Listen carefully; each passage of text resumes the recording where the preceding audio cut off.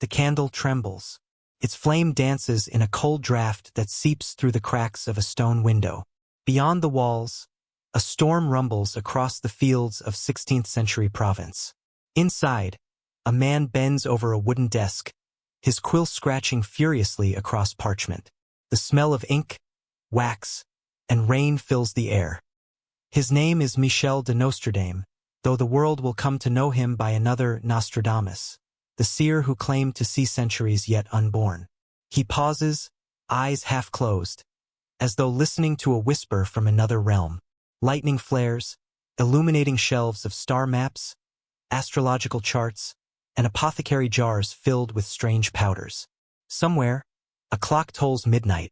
He dips his quill again, murmuring a Latin prayer under his breath. Each word he writes feels alive, heavy, pulsing with the rhythm of something eternal. Outside, the people of Salon de Provence sleep uneasily. Rumors have begun to spread of the doctor who speaks to the stars. They say he dreams of fire, of kings dying in battle, of oceans rising and empires falling. They say his eyes turn white when he writes. They say he sees things no man should see. Inside the study, Nostradamus straightens his back and looks at what he has written. A poem of 4 lines, simple, cryptic, wrapped in riddles. To others it might look like the ramblings of a poet. To him, it is a vision captured before it fades. He does not claim to understand it entirely. The future never speaks plainly. It reveals itself like a shadow behind a curtain, visible only in flashes, never whole. A gust of wind blows open the shutters. Papers scatter. The flame wavers, then steadies again. Nostradamus gathers the pages, arranging them carefully into piles. Each pile will become a century, each century a collection of 100 verses. When complete, these writings will travel far beyond France, to the royal courts of Europe, to dusty libraries, to the hands of soldiers, mystics, and emperors. Yet he cannot know that tonight, in this quiet room, he is beginning a myth that will survive for half a millennium. He moves to the window and stares out into the rain. The world is changing. The church rules with fire and fear. The plague devours entire villages. To speak of the stars as guides of human destiny is dangerous, almost heretical. Still, Nostradamus feels compelled. Every time he dreams, he sees patterns. Stars forming symbols, numbers repeating, faces he does not recognize but somehow knows he will one day meet. He calls these his visions, though even he is unsure if they are messages from God or echoes of his own restless mind. Sometimes he wonders if the future is not ahead at all, but around him, a vast ocean whose tides occasionally wash against the present. He returns to his desk and lights another candle. Shadows bloom on the walls, stretching like phantoms. He begins to read one of his earlier verses aloud, testing its sound. His voice is soft, melodic, tinged with uncertainty.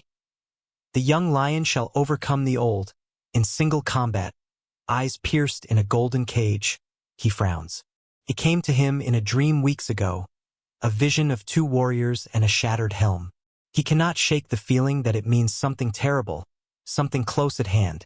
But to question the vision would be to challenge the gift itself, and he fears losing it. So he writes again, surrendering to the rhythm, the pull of that unseen current. Some nights he believes he is not alone.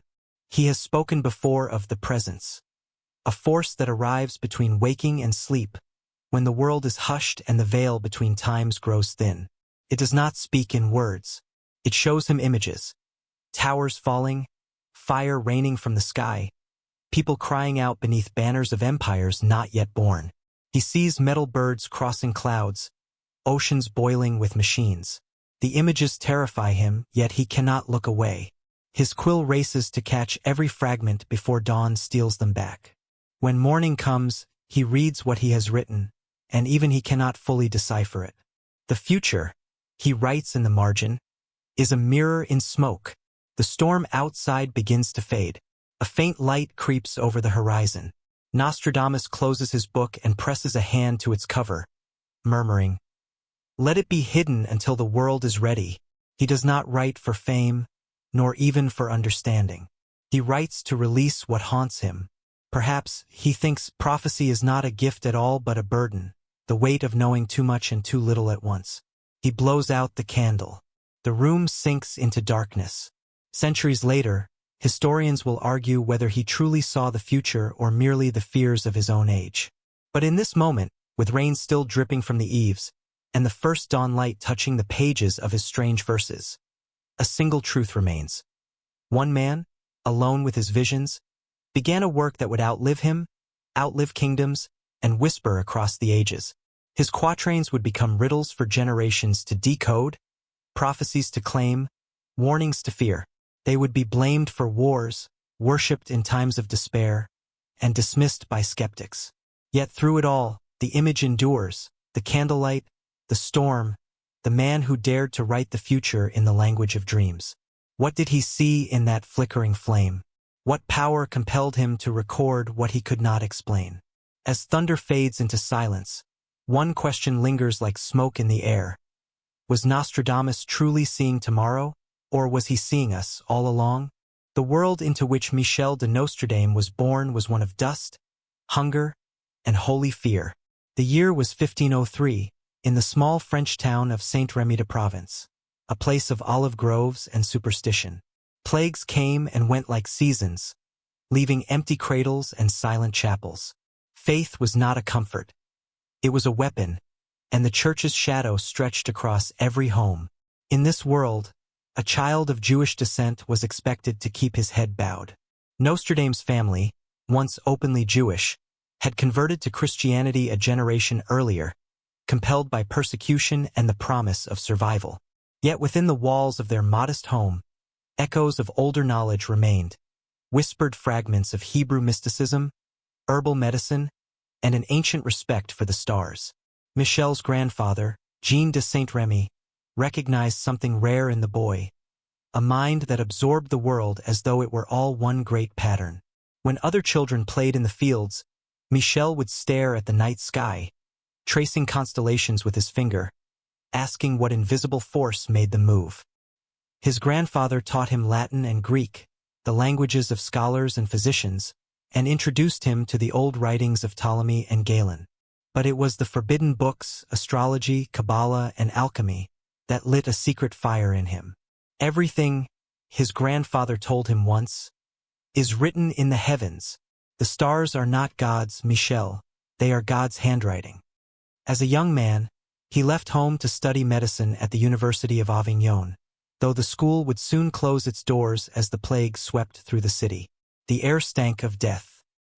He watched as carts full of corpses were wheeled through the streets, the sound of church bells tolling endlessly in mourning. When the university reopened, he returned and later continued his studies at Montpellier, one of Europe's great centers of learning. There, Michel excelled, not only in medicine but in mathematics, astronomy, and the delicate art of observation. Yet his curiosity set him apart. He questioned authority. He doubted traditional cures and refused to rely on the superstitions that passed for science in his day. To some professors, he was brilliant, to others, dangerous. During his travels as a physician, he encountered the brutal reality of plague again and again. Entire villages lay in ruin. Families burned their dead in secret to avoid infection. The doctors of the era, draped in robes and beaked masks filled with herbs, offered prayers, leeches, and little else. Nostradamus, however, rejected these rituals. He believed the plague was not divine punishment but a disease that could be fought. He insisted on clean air, fresh water, and the removal of rotting corpses. He prepared his own remedies, powdered rose hips rich in vitamin C, and concoctions made from juniper, myrrh, and citrus. Against the backdrop of death, his methods seemed miraculous. Villages that followed his advice survived. Whispers began. The doctor who defied death, the man who healed where priests failed. But the plague would come for him nonetheless. While treating the sick in the south of France, Nostradamus received word that his wife and children had succumbed to the very disease he fought so fiercely. He arrived too late. The house was silent, the rooms empty. The grief shattered him. For years afterward, he wandered, offering his services to towns across Europe, carrying not just medicine but sorrow. Some said that after their deaths he became obsessed with destiny, as though he could not accept that such loss was random. He began to study time itself, searching ancient texts for patterns of repetition, cycles in history and nature that might explain why joy and tragedy seemed bound to one another. In Italy, he met monks who spoke of prophecy and vision. In Venice, he encountered secret societies that preserved astrological knowledge outlawed by the church. From them, he learned to read planetary conjunctions not as omens of doom but as reflections of human behavior. Every empire, they taught, every war and every king, was merely a shadow cast by the turning of the heavens. Nostradamus listened, fascinated. If the stars could mirror the fates of nations, could they not also reveal the path of a single man? When he returned to France, the world had grown colder. The Inquisition had reached deep into the heart of Europe, and suspicion fell on anyone who questioned divine authority. Nostradamus, once praised for his healing, was now watched carefully. His Jewish ancestry made him vulnerable, his unorthodox methods, more so. Yet he continued his work, keeping notebooks filled with sketches, formulas, and cryptic observations. He began to record his dreams, strange images of fire, floods, and crowned figures surrounded by smoke. At first, he thought them products of exhaustion. But when events he'd glimpsed in his sleep began to echo reality, a quiet terror took hold of him. He wrote, "I see before me the shadow of time, stretched out like a river. The past flows into the present, and the present into the future. There is no end, only return." This was not science nor religion, but something in between, a vision that defied both. He called it l'inspiration divine, the divine breath. Over the years, his reputation grew. Some sought him out for cures, others for counsel. Farmers asked him when to plant, merchants when to travel, and noblemen whether their children would survive. He read their horoscopes, not with the arrogance of a magician, but with the weary caution of a man who had seen too much of human fragility. To each, he offered the same warning: the stars incline, they do not compel. Behind the calm exterior, however, Nostradamus wrestled with doubt. Was he interpreting signs or inventing them? Was the future truly visible, or was he merely seeing reflections of his own fears? The church taught that prophecy was a gift of God, yet men had been burned for less. He began to write in code, disguising his observations in riddles and mixed languages.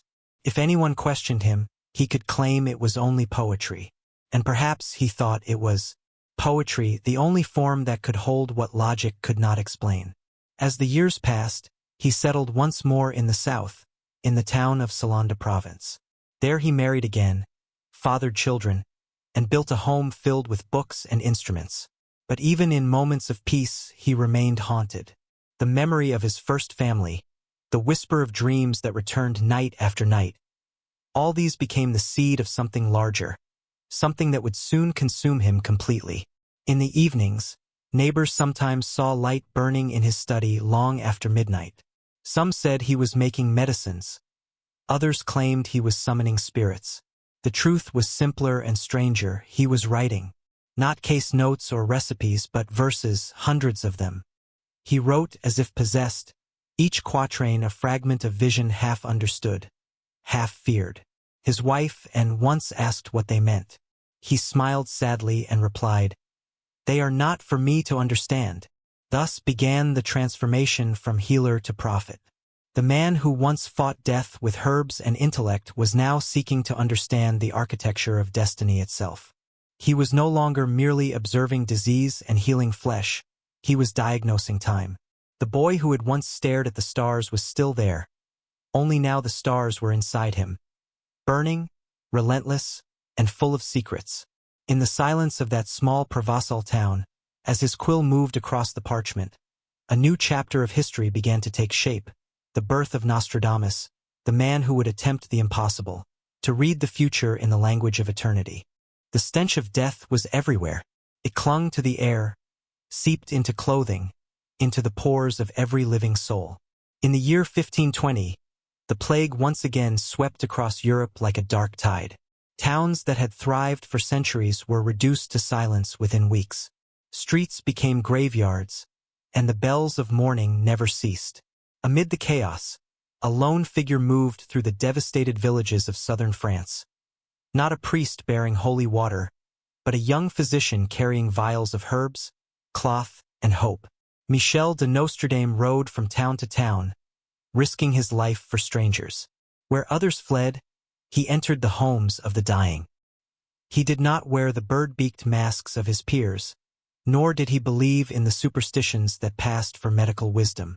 The official cures of the time, bleeding, purging, charms of garlic and mercury, struck him as cruel rituals masquerading as science. He trusted instead in cleanliness and observation. He demanded that homes be scrubbed, bodies washed, air purified with aromatic herbs. To villagers, these instructions seemed both strange and miraculous. When Nostradamus entered a plague house, he first threw open the windows to the sky, letting the wind move through the stagnant air. He burned rosemary, juniper, and myrtle, not as a priest's offering, but as disinfectant. He had noticed that sickness spread faster in enclosed, foul-smelling rooms. He did not yet know of bacteria, but his instincts were centuries ahead of their time.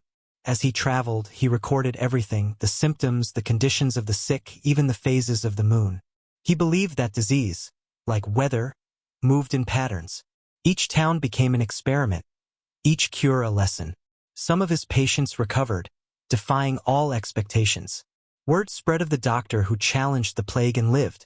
Mothers wept when their children survived. Men bowed their heads when he passed, calling him the healer sent by the stars. But not everyone rejoiced. Some priests whispered that his remedies were heresy, that he was tampering with God's will. To heal without prayer, they said, was witchcraft. Nostradamus paid them no mind. He had seen too much suffering to bow to fear. Yet for all his courage, the work took a terrible toll. He lost friends, apprentices, even entire towns he had tried to save.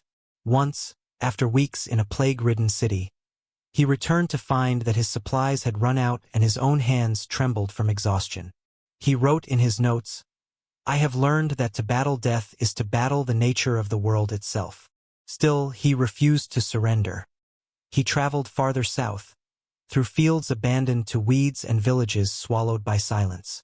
Along the way, he began to see something beyond disease, a pattern of decay that echoed through history.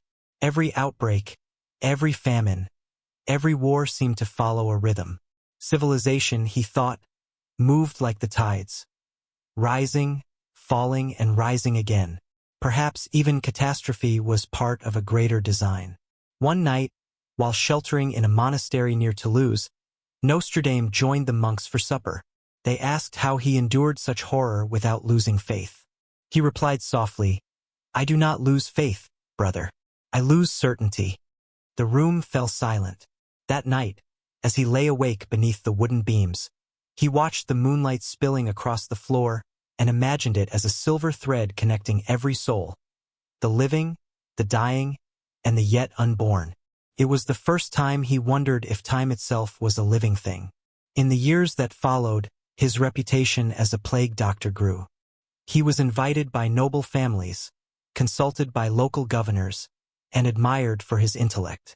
But even as the world praised him, Nostradamus felt hollow. He had seen too many eyes close for the last time, too many mothers clutching lifeless children. When he returned home after years of travel, he found his wife and 2 young children taken by the very plague he had fought so fiercely. The sight of their empty beds broke him.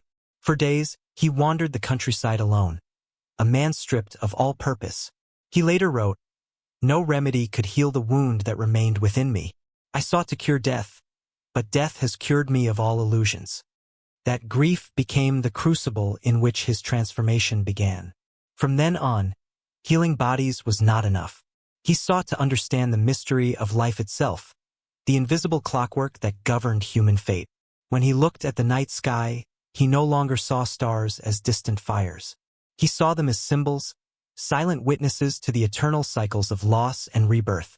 The same heavens that guided sailors and kings might also hold the secret rhythm of history.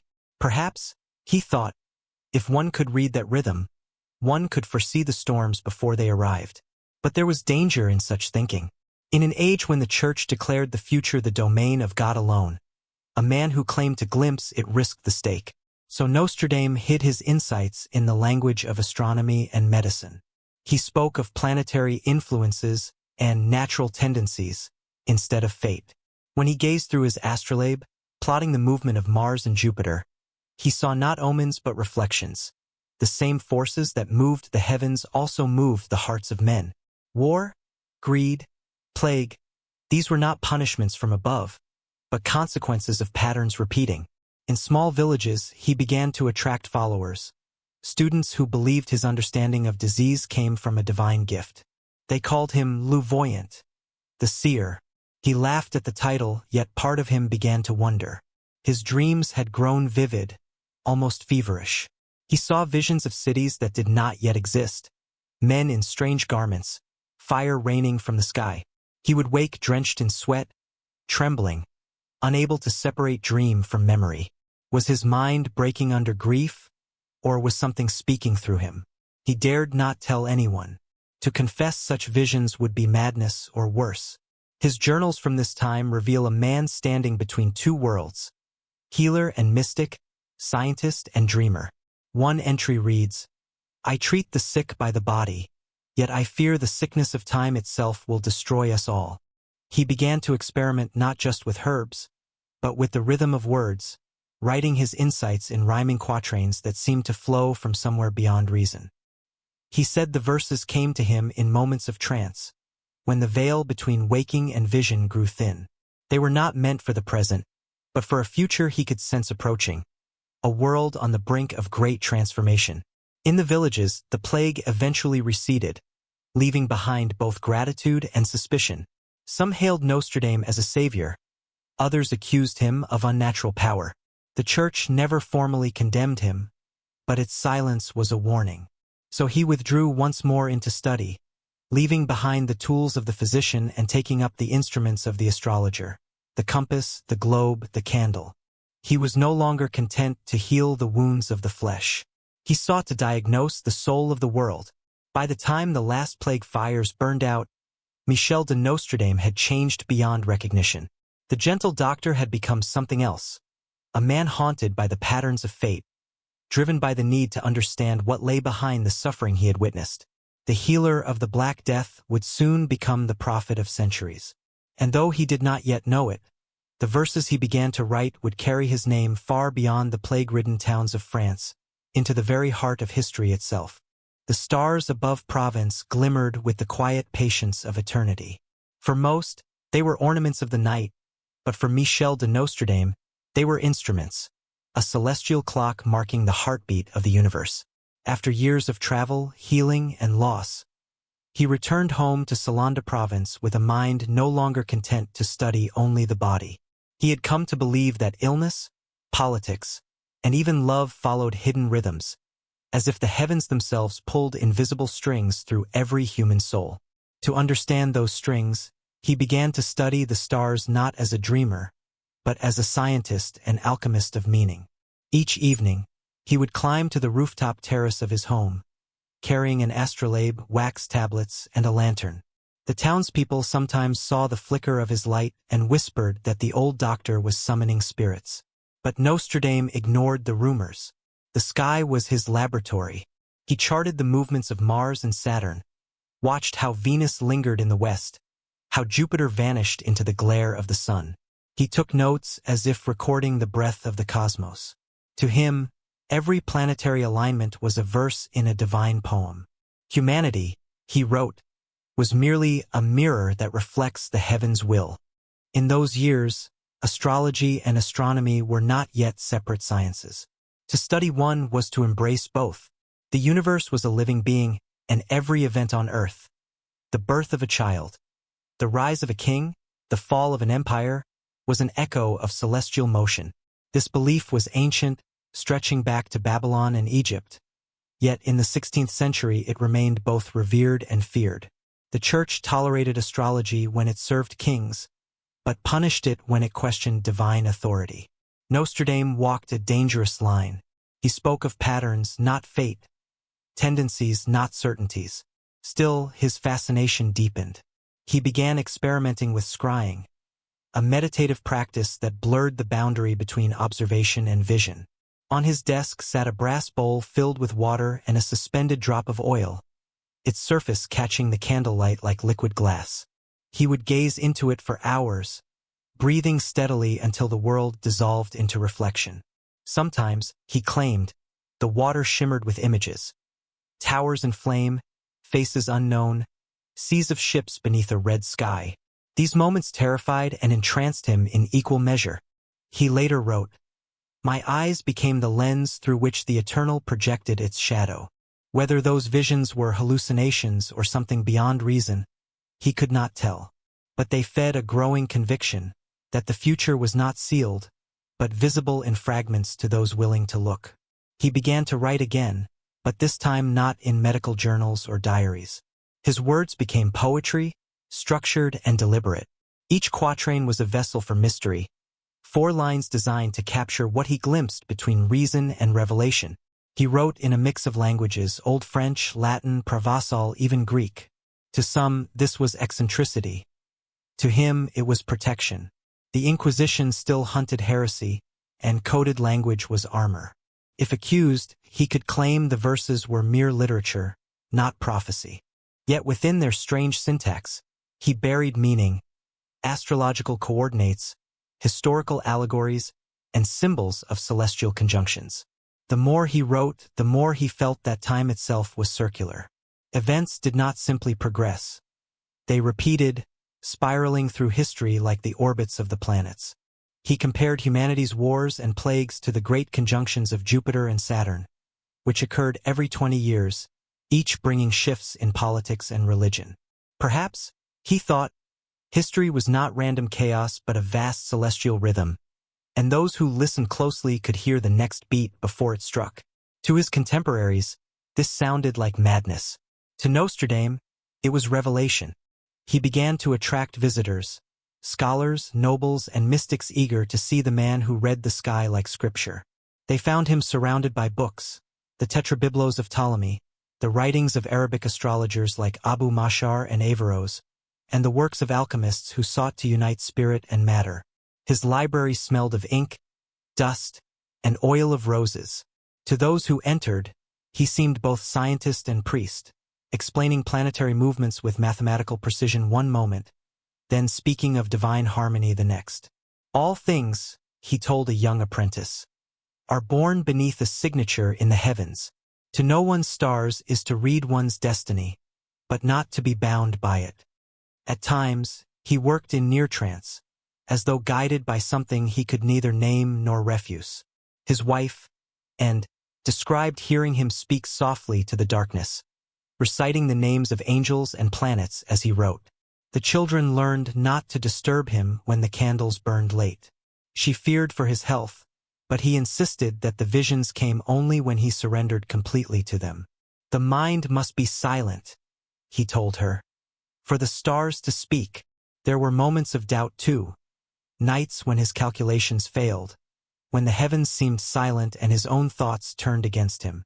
He would walk the empty streets at dawn, whispering prayers to a God he both trusted and questioned. What if all of it, the patterns, the visions, the prophecies, were illusions born from grief and obsession? He had lost so much already. Perhaps he was trying to make sense of chaos by weaving it into order. Yet every time he considered abandoning his work, something pulled him back. The stars continued their courses above him, patient and indifferent, as though waiting for him to keep writing. One evening, as a comet blazed across the sky, a fiery wound in the heavens, Nostradamus watched in awe. To the villagers, it was a sign of doom. To him, it was a message. Every comet, he wrote that night, is a torch by which the universe reveals its own handwriting. He believed comets heralded change, not punishment, but transformation. In his quatrains, fire became a recurring symbol. Both destruction and illumination, the flame that ends one age and begins another. The candle on his desk mirrored that celestial fire, burning low as he wrote through the night. He began to sense that his work was no longer personal. It felt as though he was recording something larger than himself, a universal chronicle, dictated by time itself. "I am but the pen," he noted, "and time is the author." His quatrains multiplied, each filled with obscure imagery. Rivers of blood, twin stars falling, cities turned to ash, a lion wounded by its own pride. He did not always understand what they meant, but he trusted the rhythm. They came from a place deeper than reason, the same well from which all visions spring. By dawn, the horizon blushed with light. Nostradamus extinguished his candle and looked once more to the sky. He felt both awe and weariness, as though he had been staring into eternity and caught a glimpse of his own insignificance. To know that the stars might contain the story of humanity was to feel the weight of destiny itself pressing down. Yet he also felt comfort, the sense that even amid plague, loss, and cruelty, there was pattern, there was meaning. The heavens were not silent. They sang in constellations. That night, before sleep, he wrote in his notes, "The future is not distant. It moves through us like breath. To those who listen, it speaks." He sealed the page with wax and set it aside, unaware that these quiet vigils under the stars were shaping what would become one of the most mysterious and enduring works in all of history, Lost Prophecies. The doctor who once healed the sick had now become something else entirely, a man seeking to heal the wound of time itself. The year was 1555, and the printing presses of Lyon were alive with ink and rumor. Among the flood of pamphlets, religious treatises, and scandalous romances, one small, unassuming book began to circulate. Its title simple, its contents anything but. Lost Prophecies, by Michel de Nostradamus. Within its pages lay hundreds of short, cryptic verses, each arranged in groups of 100 called centuries. The language was strange, part French, part Latin, part Provençal, and its meaning veiled as if wrapped in mist. Yet the moment it appeared, France trembled with curiosity. People whispered that the old plague doctor had gone mad. Others claimed he had seen the future and dared to write it down. The first readers did not know what to make of it. The book contained no explanations, no dates, no direct predictions. Each quatrain read like a riddle, shimmering with suggestion. From the depths of Western Europe, one began, "A poor people shall rise up." Another spoke of two brothers torn apart by chaos. Another of fire from the sky that would consume cities. Some verses sounded like myth, others like history yet to unfold. The tone was cold and distant, but behind it pulsed something unsettlingly alive, a voice that seemed to speak not only of events but of human nature itself. Nostradamus's neighbors in Salonda province were astonished. They had known him as a quiet scholar, a physician with an odd fascination for astrology. Now, suddenly, his name spread from taverns to courts. Booksellers could not keep up with demand. Priests denounced him from the pulpit while noblemen sent messengers to request personal readings. The people of France were living through a time of tension. Civil unrest, religious strife, the threat of plague always hovering at the door. To a world on the edge of chaos, the notion that someone might glimpse tomorrow was irresistible. Lost Prophecies became not just a book, but a mirror for fear. Nostradamus, for his part, did little to explain himself. In letters, he called his work "The Shadows of Things to Come," inspired by divine revelation and filtered through reason. He insisted that his prophecies were not magic but the result of astronomical study and spiritual insight. "I do not speak as a prophet," he wrote, "but as one who has observed the pattern of the stars." Yet he also admitted to moments when knowledge arrived unbidden, as if whispered through him. "There are nights," he confessed, "when the flame of inspiration burns so fiercely that I tremble. I am not its master but its instrument." Critics accused him of arrogance, of heresy, of peddling nonsense. Scholars mocked the verses as meaningless wordplay. And yet, even they found themselves unable to look away. There was something hypnotic in his language, a rhythm that lingered, phrases that echoed in the mind long after the page was turned. Unlike the bold prophecies of earlier mystics, Nostradamus's visions were ambiguous, open to interpretation. In that ambiguity lay their power. They could belong to any century, any disaster, any fear. He had given the world not a set of predictions, but a canvas upon which humanity could paint its anxieties. Rumor soon turned to legend. One story claimed that a nobleman, reading from Lost Prophecies, had fainted upon recognizing his own death described in its lines. Another told of soldiers who carried the book into battle as a charm against fate. Whether these tales were true hardly mattered. They fed the myth. Nostradamus became a name that meant both fascination and unease. He received letters from across Europe. Questions about wars, successions, and omens. Will the kingdom stand? Will the plague return? When shall I die? Each question begged him to make sense of the uncertainty that haunted the 16th century. For his part, Nostradamus maintained a careful distance from those who sought easy answers. He reminded his correspondents that prophecy was not fortune-telling. The stars incline, he repeated. They do not compel. Yet he could not ignore the attention his work had drawn. Kings began to take interest. So did the church. Some clergy accused him of disguising sorcery in poetic form, while others, intrigued by his accuracy in past astrological predictions, quietly protected him. The line between wisdom and blasphemy was thin, and Nostradamus walked it daily. In private, he grew anxious. He knew that fame was as dangerous as obscurity. The more people believed in his prophecies, the more power they gave him, and the more risk he carried. He had seen how the Inquisition dealt with those who claimed divine insight. One accusation could end his life, and yet he could not stop writing. The visions continued to come, uninvited and unstoppable. He described them in his notes as flashes of lightning in the dark. He would wake in the middle of the night, his mind filled with images. Floods, fires, crowns, and blood. Sometimes he could link them to planetary movements, sometimes not. It no longer mattered. He felt he was no longer simply predicting, he was recording. As the first edition of Lost Prophecies spread through France, it began to divide the public into believers and skeptics. To the devout, Nostradamus was a prophet chosen by God to warn humanity. To the educated elite, he was a clever fraud who cloaked his words in vagueness. Yet both sides missed the deeper truth. Nostradamus never sought to be believed or disbelieved. He sought to understand time itself, and, perhaps, to leave behind a record of his struggle with that mystery. In one letter to his son, he wrote, "Do not write to please men, for men's praise turns to ash. Write to preserve the truth you cannot yet explain." It was during this period that one quatrain began to attract special attention. It spoke of a young lion who would die in combat with an older one, his eyes pierced within a golden cage. The word spread quickly through court gossip. Some took it as a metaphor, others as a literal prediction. Nostradamus refused to clarify its meaning, but the air around him thickened with expectation, as though his poetry had opened a door that no one could yet see through. In his study, surrounded by the faint smell of ink and herbs, Nostradamus continued to write. He rarely left the house except to attend to patients or deliver letters. He aged quickly, his beard turning white, his face lined by sleepless nights.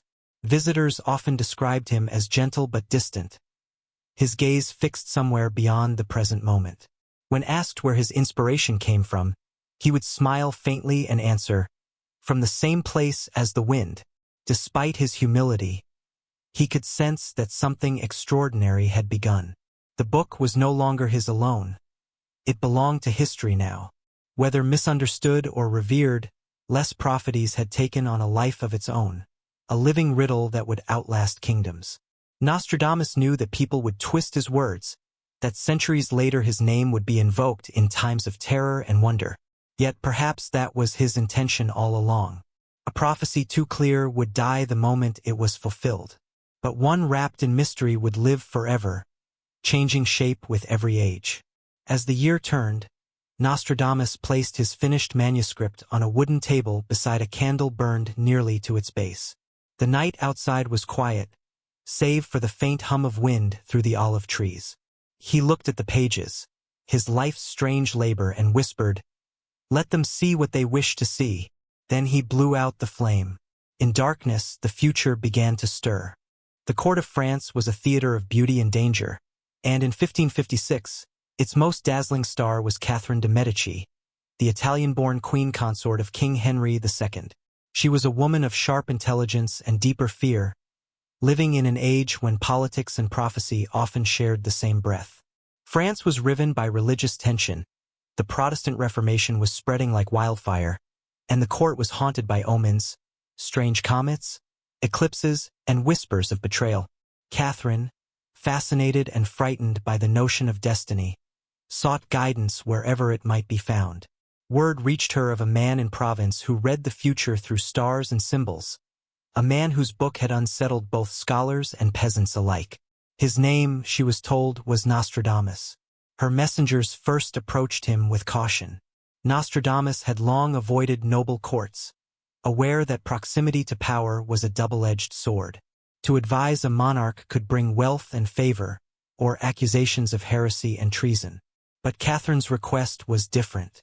She did not summon him as a curiosity, but as a counselor.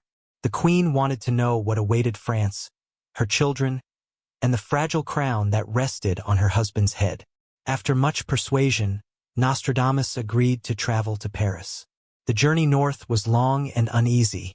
He carried few possessions, his astrolabe, his charts, a few precious manuscripts, but an immense burden of expectation.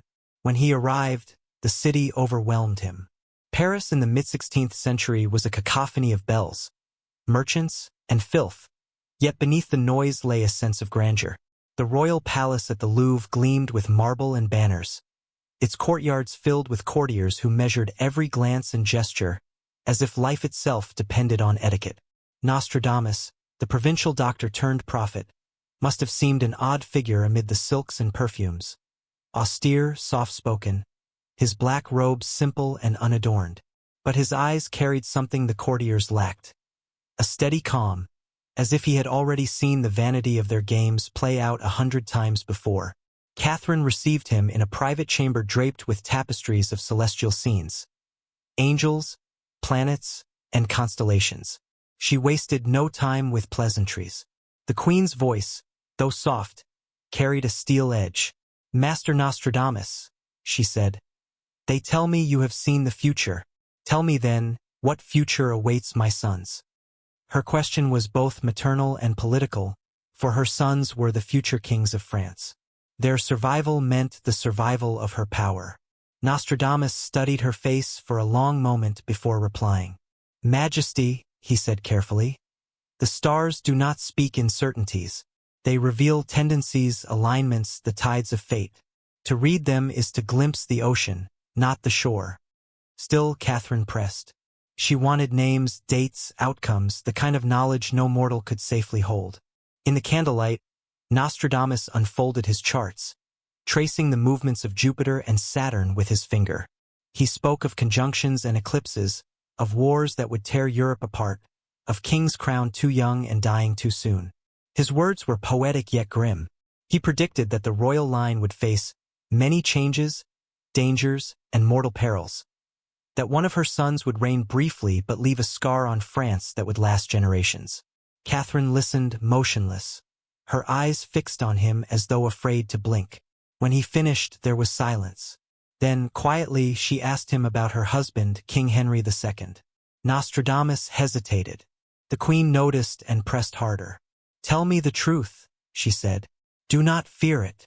At last, Nostradamus spoke. "I see a duel, Majesty. 2 lions in combat. The younger shall overcome the elder, and his eye will be pierced through the golden cage." His words echoed the quatrain he had already published, and Catherine understood. The elder lion was Henry. The golden cage was his armor. She turned pale. A chill hung in the room. The queen dismissed her attendants and demanded the prophecy be explained further. But Nostradamus could not. "I tell you only what I see," he said. "The stars do not explain their reasons." Catherine thanked him politely but could not hide the fear that flickered in her eyes. She ordered her husband never to fight in a tournament again. Yet Henry, proud and impulsive, laughed off her warning. "A king does not hide from shadows," he said. A few years later, During the summer of 1559, Paris prepared for a grand celebration, the marriage of the king's daughter to Philip II of Spain. Festivities filled the streets. Music, banners, fireworks. As part of the revelry, Henry II decided to participate in a jousting tournament. Catherine begged him not to, recalling Nostradamus's prophecy, but he refused. On June 30th, he faced the young Gabriel de Montgomery, captain of his Scottish Guard. Both wore lion crests on their shields, one golden, one silver. When they charged, Montgomery's lance shattered, and a splinter pierced the king's visor, driving through his eye into his brain. The prophecy unfolded with terrible precision. Henry suffered for 10 days before dying in agony. The court descended into chaos. Catherine wept beside her husband's body, her grief tangled with awe and dread. She sent for Nostradamus, who arrived quietly but refused any triumph. "It was written," he said simply. "The stars incline." The queen's sorrow turned to reverence.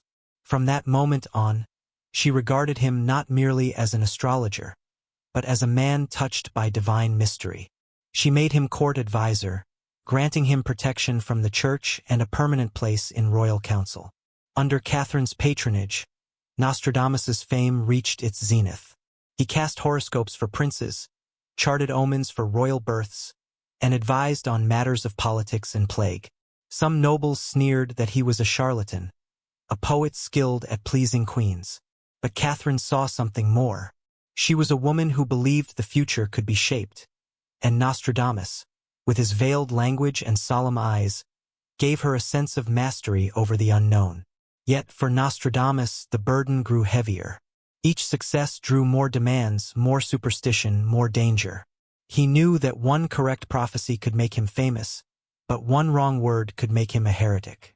The church still watched him carefully, uncertain whether his visions were divine or diabolical. Even Catherine's favor could not fully protect him. He learned to speak in riddles not only out of caution, but survival. At night, alone in his chamber, Nostradamus would stare at the royal seal on the letters he received and feel the chill of destiny closing around him. He did not rejoice in his accuracy. He feared it. The king's death had proven that his visions could not be ignored, but it had also confirmed something darker, that to see the future was to share in its suffering. He wrote to a friend, "If the heavens reveal their secrets, it is not for joy but for warning. I see too much and yet not enough to change what must come." Even as he continued his work for the crown, he began to retreat into himself. The glamour of Paris faded into memory. He longed for the quiet skies of Salonda province, for the solitude of his study and the whisper of constellations beyond human reach. Before returning home, Catherine visited him one last time. She thanked him for his service, pressing a small gold medallion into his hand, engraved with the symbol of the sun. "You have given me light," she said.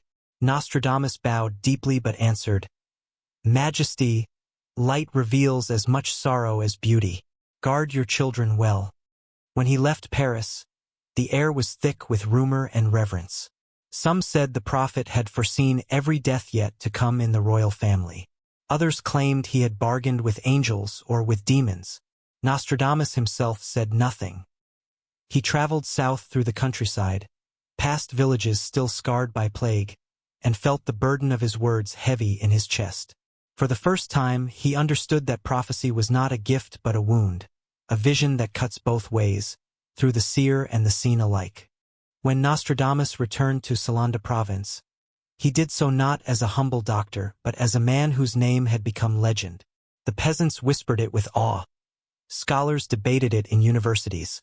Kings invoked it in their prayers and fears.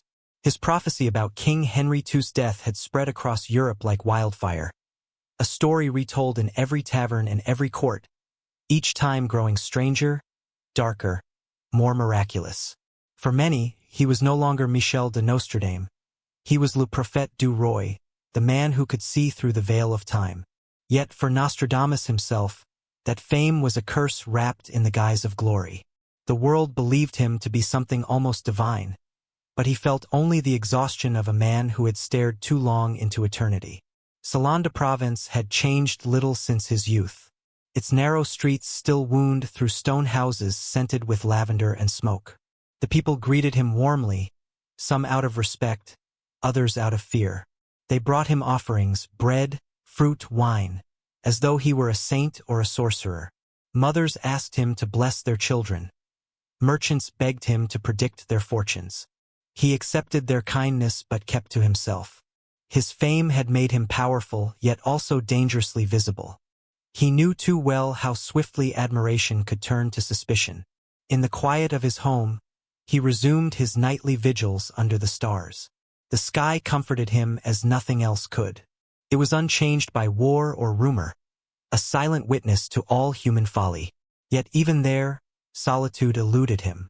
Letters poured in from across Europe, nobles seeking advice, generals demanding omens, and scholars attempting to decode his verses.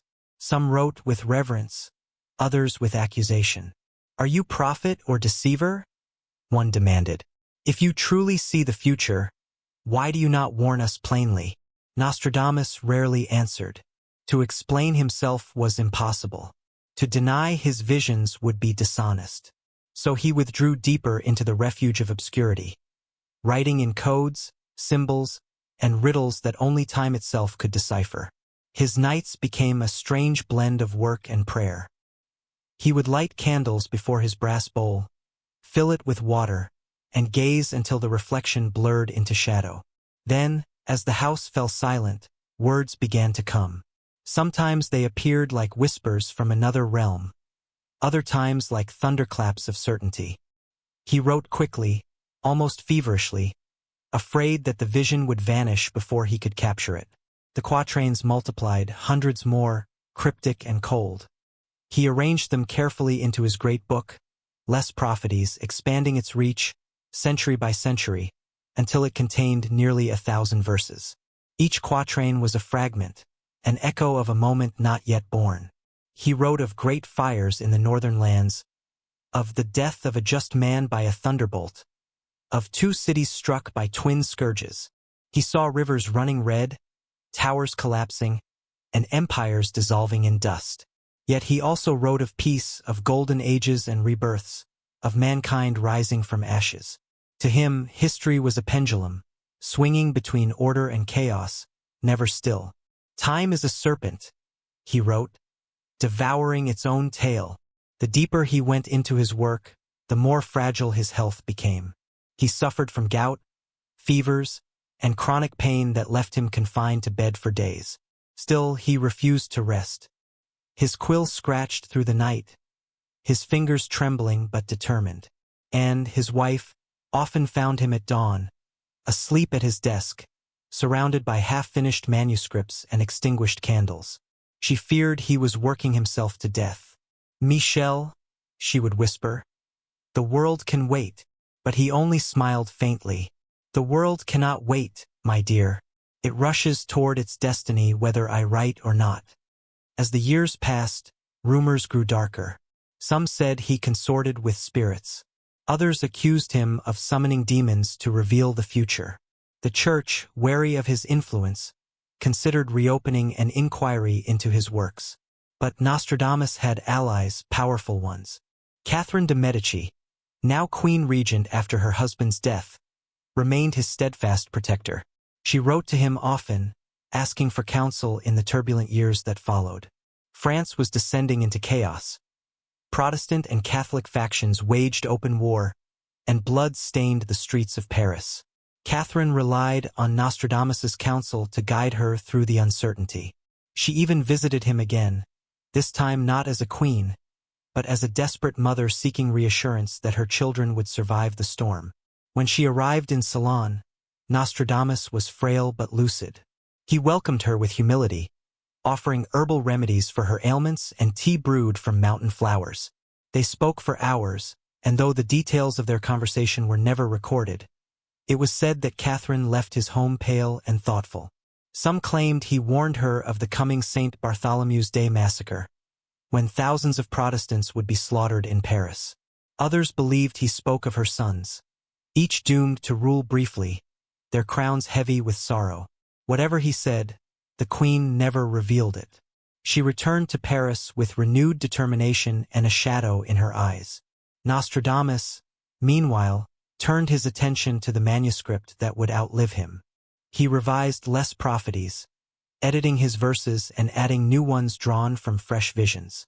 To protect his work from censors and zealots, he disguised his meanings beneath layers of wordplay, astrological code, and allegory. He mixed languages deliberately, creating a linguistic labyrinth that even his closest followers could not fully decode. "The future must remain veiled," he wrote.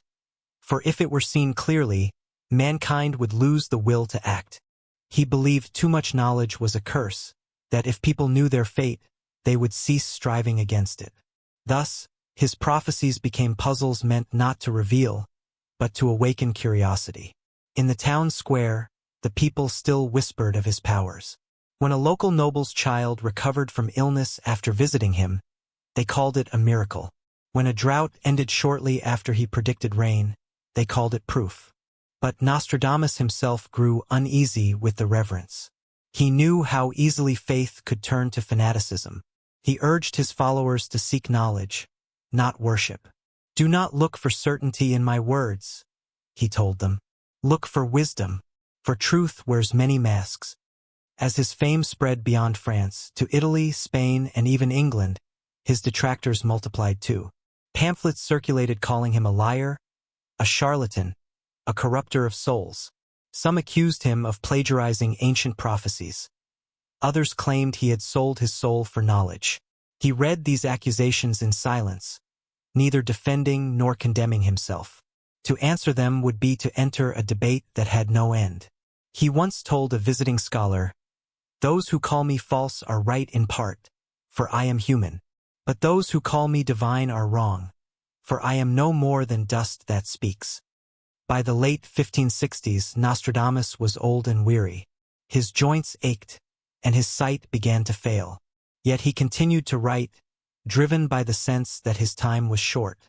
One night, he confided to his wife, "I have seen my own death in the stars." When she asked him when it would come, he smiled sadly. "Soon, but I fear it not. Death is the final revelation." In his final months, he completed the last of his quatrains, sealing the manuscript with wax and leaving instructions for its publication after his death.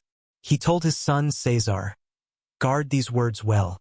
The world will not understand them at once, but centuries hence, they will return to life. For prophecy is like seed. It sleeps until the season calls it forth." And then, one summer night, under a sky he had charted 1,000 times, Nostradamus lay in bed and whispered a prayer to the stars. "May time be gentle," he murmured. When dawn came, his servants found him motionless, a calm expression upon his face, as though he had merely stepped into another realm. The man who had dared to map the future was now part of it. The morning after Nostradamus's death, Salonda province was strangely quiet. The sky hung low and gray, the air heavy as though the world itself paused to listen. His servant Jean had found him in bed, peaceful, eyes closed, one hand resting on his chest, the other near the final pages of Lost Prophecies. The candle beside him had burned down to a pool of wax, as if marking the passage of his last hour. News of his death spread quickly, carried from street to street, from home to chapel, until the entire town seemed to murmur his name in awe. Some claimed they had seen lights over his house that night, ghostly orbs flickering above the roof. Others swore they had heard whispering winds calling his name. He was buried in the Franciscan chapel at the Collegiale Saint Laurent. It was a modest ceremony by royal standards but filled with emotion. The local clergy presided with solemn dignity, though more than one priest glanced uneasily at the coffin, as if uncertain whether they were burying a saint or a sorcerer. The townsfolk crowded around the church, pressing close, craning their necks to glimpse the casket. Among them were peasants he had healed, merchants he had advised, and scholars who had come from afar just to stand witness to his final rest. Catherine de' Medici, too distant to attend, sent a letter draped in black ribbon. "France has lost a man whom heaven lent her for but a moment," she wrote. Even in death, Nostradamus seemed to resist stillness. The legends began almost immediately. It was said that before his passing, he had predicted the exact date of his own death. According to his attendants, he had told them quietly, "You will not find me alive at sunrise." And when dawn came, indeed he was gone. Others claimed that he had left hidden prophecies within his tomb, locked away until the world was ready to understand them. His burial became the first of many mysteries that would keep his story alive for centuries. César de Nostradamus, his eldest son, took on the solemn duty of preserving his father's legacy. He oversaw the publication of new editions of Lost Prophecies, expanding them with notes and additional verses. Yet even César could not fully interpret the cryptic quatrains. His father's handwriting was erratic, his symbols personal, his references woven through layers of astrology and allegory. Some of the verses seemed prophetic, others read like poetry from another world. And so began the long tradition of interpretation, a dance between believers and skeptics that continues to this day. As the decades passed, Nostradamus's name refused to fade. Each generation found in his writings something that spoke to its fears. In the late 16th century, as France descended into the religious wars he had foreseen, his followers claimed to see his prophecies unfolding line by line.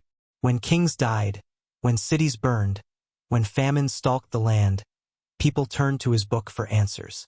It became both comfort and warning, a scripture for the uncertain. By the 17th century, Lost Prophecies had become a phenomenon beyond France. Translations spread through Italy, Germany, and England, each edition reshaping his words to fit the spirit of the times. In Elizabethan England, he was read as a mystic whose visions confirmed divine providence. Playwrights borrowed his name to give weight to their tragedies. Astrologers cited his verses as proof of their craft. But not everyone revered him. Rationalists dismissed him as a charlatan, a man who had cloaked vague poetry in the illusion of foresight. Voltaire would later call him a poet lost in confusion, while others saw in his writings the dangerous power of suggestion, the ability to make people see patterns where none existed. Still, Nostradamus's legend grew stronger with every crisis. When plagues swept across Europe, his name reemerged as that of a healer who had once defied death itself. When kings fell and empires crumbled, his words were reinterpreted to match the moment. The ambiguity that once made him suspicious now made him eternal. Because his verses were never bound by time, they could always be made to fit it. He had created not a single prophecy, but a mirror that reflected humanity's endless search for meaning. There were stranger stories, too. One tale from the 18th century claimed that soldiers who opened his tomb during the French Revolution found an inscription predicting the year of their arrival. Another insisted that when they disturbed his remains, a curse befell the man who first touched the coffin. He was shot dead by a stray bullet the following day. Whether truth or invention, such stories only deepen the mystery. Nostradamus had become what all prophets become in time, a figure both revered and feared. His words transformed from speculation into sacred enigma. His house in Ceylon became a site of quiet pilgrimage. Travelers came to stand in the room where he had written his visions, to see the bowl in which he gazed at reflections, to touch the books that had outlived their author. The air there seemed charged, as though the residue of his dreams still lingered in the walls. Some said they could feel it, a subtle vibration, a sense of being watched by something vast and timeless. In that humble space, imagination and faith intertwined, blurring the line between history and myth. César worked tirelessly to maintain his father's reputation, but even he could not control how the world interpreted those haunting quatrains. To the devout, Nostradamus was a man chosen by God, a vessel through whom divine knowledge had flowed.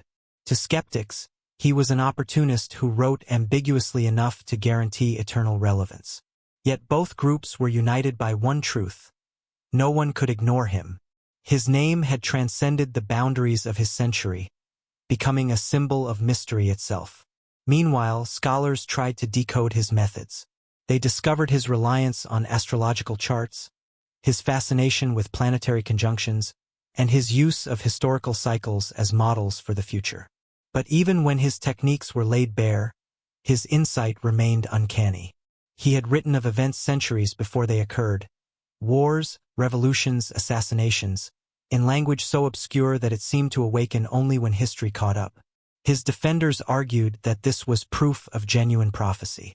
His detractors countered that it was coincidence, an illusion born of human pattern-seeking. But perhaps the real secret of Nostradamus lay not in his accuracy, but in his understanding of time. He had once written, "That which has been shall be again." To him, history was not a straight line but a spiral, events repeating in new forms, driven by the same passions, the same fears. His quatrains were not predictions of isolated moments, but reflections of eternal truths about human nature. In that sense, he was not foretelling the future at all. He was describing the pattern that underlies it. As the years rolled on, the memory of the man faded, but his voice did not. His verses survived wars, revolutions, and the slow erosion of centuries. Even as his bones turned to dust beneath the chapel floor, his words continued to ripple outward, shaping imaginations across the world. Every generation would claim him anew, as a prophet, a poet, a charlatan, or a philosopher. He had achieved the immortality he never sought but always seemed destined for, the immortality of the question. And so, as dusk fell over the town that had once feared and adored him, the bell of St. Laurent tolled softly through the lavender air. It marked not an ending, but the beginning of a legend. Nostradamus, the man who read the stars, had become one of them, distant, eternal, and forever watching. Centuries after Nostradamus was laid to rest beneath the chapel floor, his verses continued to echo through time, like faint whispers carried by the wind. But it was not until the Age of Revolution, when kings were falling and the old world burned, that his name would rise again with terrifying relevance. The 18th century was an era of upheaval. The Enlightenment had promised reason and progress, yet Europe stood on the edge of chaos. In France, the very monarchy that once sought his counsel was now trembling beneath the weight of its own decadence. Amid that uncertainty, people reached once more for the words of the long-dead prophet, hoping to find in his quatrains the pattern behind the storm. Booksellers in Paris could hardly keep copies of Lost Prophecies in stock. Pamphlets printed with selective verses spread like wildfire among the common folk, often accompanied by grim illustrations. The Headless King, the Rising Star of Revolution, the Rivers of Blood. These pamphlets claimed that Nostradamus had foreseen it all: the fall of the Bourbons, the guillotine, and the rise of a new empire. From the enslaved people, songs and cries shall be heard. One quatrain was said to predict, "Then shall arise a great power in the West." To a people hungry for meaning amid chaos, it was irresistible. Whether or not it was true didn't matter. What mattered was that it felt true. His words seemed alive again, like a ghost awakened by the sound of drums and gunfire. By 1793, as heads fell in the Place de la Révolution, the legend of Nostradamus reached a fever pitch. Some revolutionaries believed he had warned of the monarchy's fall centuries in advance, casting Louis XVI as the great man struck down by thunder. Others whispered that the prophet had also foreseen their own doom, the terror that would consume its makers. In the smoky, candlelit corners of Parisian taverns, men debated his verses as though they were divine scripture. He knew this was coming, they would say, slamming their mugs down. The old world dying, the age of reason devouring itself. Then came Napoleon Bonaparte, a name that would once again intertwine fate and prophecy. The legend goes that Josephine, Napoleon's beloved, owned a copy of Lost Prophecies, and that both she and her husband found eerie parallels between his verses and Napoleon's rise. Some claimed that Nostradamus had written of a young conqueror from humble beginnings, crowned by his own hand, who would rule over Europe. Whether this was interpretation or invention, it fueled the myth. Even the emperor himself is said to have taken an interest, seeing in Nostradamus's words a reflection of destiny. As Napoleon's armies swept across Europe, believers insisted that Nostradamus had foreseen the wars, the conquests, and the eventual fall. "An emperor shall be born near Italy," read one verse. "He shall make the world tremble. To the fearful and the faithful alike, It was undeniable. The centuries-old prophet had returned from the grave to narrate the birth of a new empire. But beyond the poetry and panic, something deeper was happening. Nostradamus's legend had become a cultural barometer, a mirror reflecting Europe's collective anxiety. In times of peace, his words were curiosities. In times of chaos, they became scripture. Every uprising, every assassination, every new ruler seemed to awaken his shadow. The same quatrains that had once been read as mere allegory were now recast as revelation. Scholars debated their meaning in candlelit studies, while the masses clung to them as proof that history was not random, that there was a plan, however dark. The myth reached an even stranger point in 1791, when revolutionaries allegedly opened Nostradamus's tomb. Some accounts, half fact, half legend, claim that they found a plaque within bearing the date of their intrusion. Others swore that the bones were arranged in the shape of a star, as though the prophet had chosen to rest in alignment with the heavens he had studied. Whether this was truth or fabrication, the story spread like wildfire, adding another layer to his legend. The prophet, it seemed, was still speaking, even from the grave. And yet, beneath all the mysticism, a quieter truth emerged. Nostradamus had become more than a historical figure. He was now a vessel for the hopes and fears of generations. People did not turn to him for precise forecasts but for comfort, for the illusion that the future could be known. Amid revolution and bloodshed, that illusion was powerful. To believe that history followed a script was to believe that suffering had meaning. As Napoleon's empire rose and fell, the prophecies evolved once again. When the emperor crowned himself in Notre Dame, interpreters said Nostradamus had foreseen the very act. When his armies marched on Moscow, another verse was suddenly found to describe the northern fire that consumes the great eagle. And when Napoleon was finally exiled, they pointed to the line, "The man of power shall be cast to the isle." Each new event seemed to breathe fresh life into old words. Even failure became prophecy fulfilled. But perhaps the strangest twist came after Napoleon's defeat at Waterloo. Across Europe, a new fascination emerged, not with his life, but with his destiny. Poets and mystics began to weave his fall into the grand tapestry of history, suggesting that every great empire, every great man, must meet the fate Nostradamus had described. The prophet was no longer a man who predicted the future. He was the voice of time itself. His words were no longer read for their literal meaning but for the rhythm they revealed, the rise and fall of power, the cycle of human ambition. By the early 19th century, Nostradamus's legend had transcended even history. He was a mythic presence, invoked by kings and revolutionaries alike, quoted in newspapers and whispered in drawing rooms. Painters imagined him gazing into pools of black water, seeing the fires of the French Revolution reflected centuries before they burned. Playwrights turned his life into tragedy. Mystics used his name to legitimize their own visions. His prophecies were no longer bound to time. They belonged to the eternal dance of belief and doubt. And yet, through all of this, one haunting question remained. Did Nostradamus truly see these things, or had his followers simply seen what they wanted to see? The age of reason had failed to answer. The age of revolution had only deepened the mystery. It seemed that the more the world changed, the more his words adapted, like living things, feeding on the imagination of each new era. In the end, perhaps that was the true power of Nostradamus. He understood something most prophets did not. That prophecy is not about certainty, but reflection. It is a mirror that forces humanity to look at itself, to see in chaos the shape of its own fears. When revolutionaries read his words, they were not uncovering the future. They were uncovering their own anxieties. When emperors claimed his favor, they were not fulfilling destiny. They were chasing it.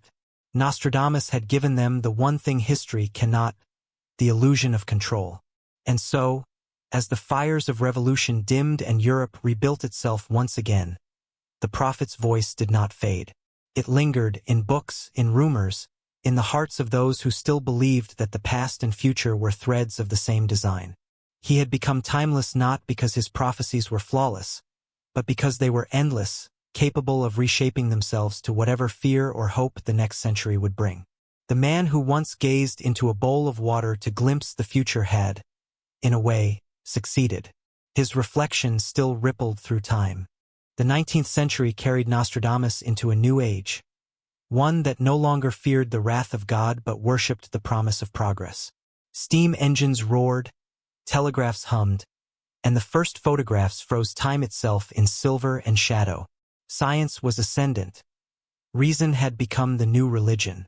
Yet, even as telescopes pierced the heavens and doctors dissected the human mind, Nostradamus refused to die. His quatrains, dusty and ancient, found new life amid the whir of modernity.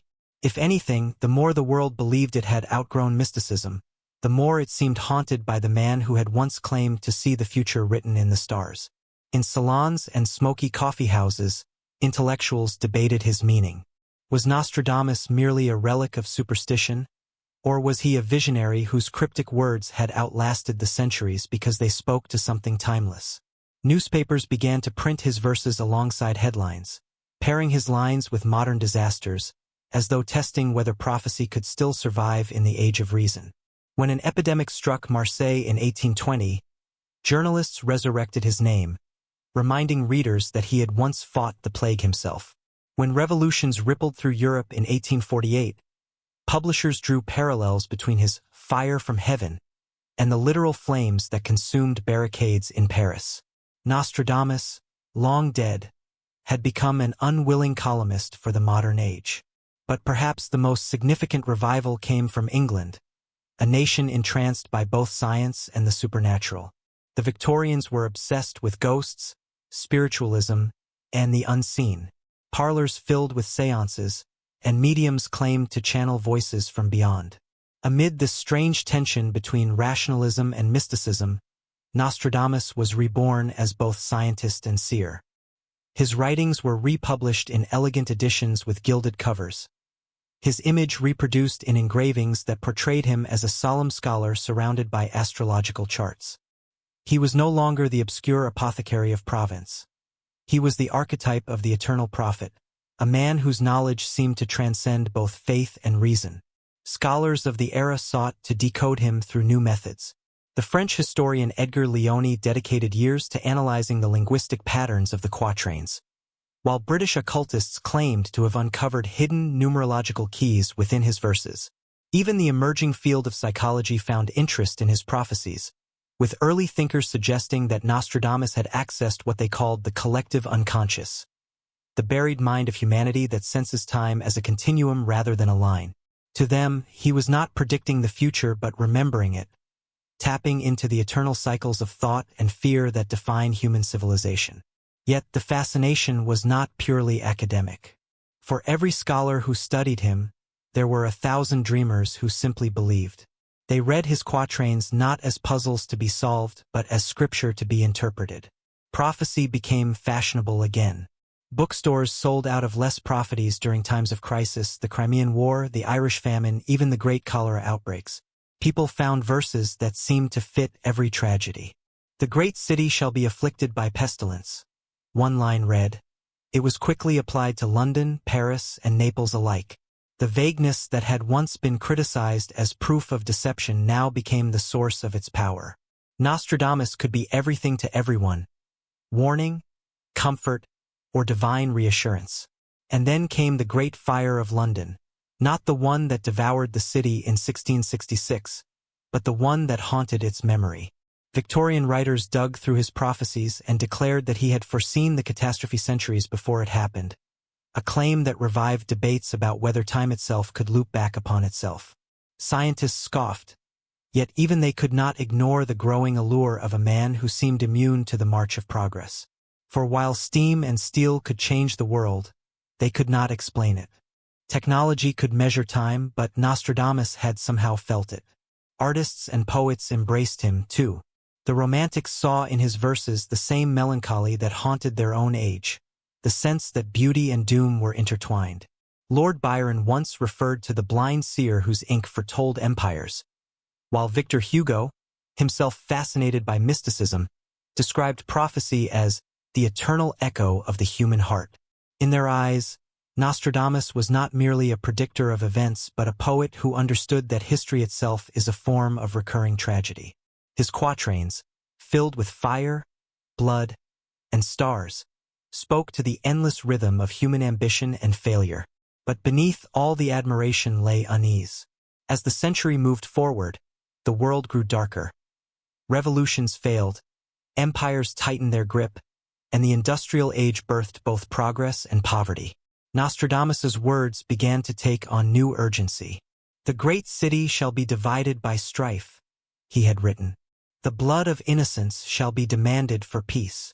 To those living in the smoke-choked slums of industrial cities, such lines felt like an indictment of the modern world itself. His prophecies were no longer ancient curiosities. They were warnings that progress might carry its own curse. In 1870, as France fell into war once again during the Franco-Prussian conflict, pamphlets circulated claiming that Nostradamus had predicted the disaster. "The old lion shall fall to the northern power," they read, taken from one of his more obscure verses. The resemblance was loose, but the emotional truth was undeniable. People needed to believe that history followed some hidden design, even if that design was cruel. Nostradamus had become the bridge between despair and understanding, a reminder that every tragedy might have been foreseen, and therefore, somehow inevitable. By the late 1800s, the prophet's legacy had reached a peculiar turning point. Scientists dismissed him as myth, theologians treated him with suspicion, yet the public fascination refused to fade. Newspapers continued to print his verses during every major crisis. Scholars produced translations upon translations, each claiming to have finally uncovered the true meaning of his words. The irony was that with each new attempt to explain him, Nostradamus grew only more mysterious. His power did not lie in clarity, but in ambiguity. He had become a riddle that time itself seemed unwilling to solve. And then, as the century drew to a close, a subtle shift occurred. Prophecy, once the domain of mystics and poets, began to merge with the new language of science. Astronomers spoke of predicting comets. Statisticians began to model the likelihood of war. The very idea of forecasting the future, once mystical, was becoming rational. Yet, even as modern prediction took shape, Nostradamus stood apart, his presence ghostly but enduring.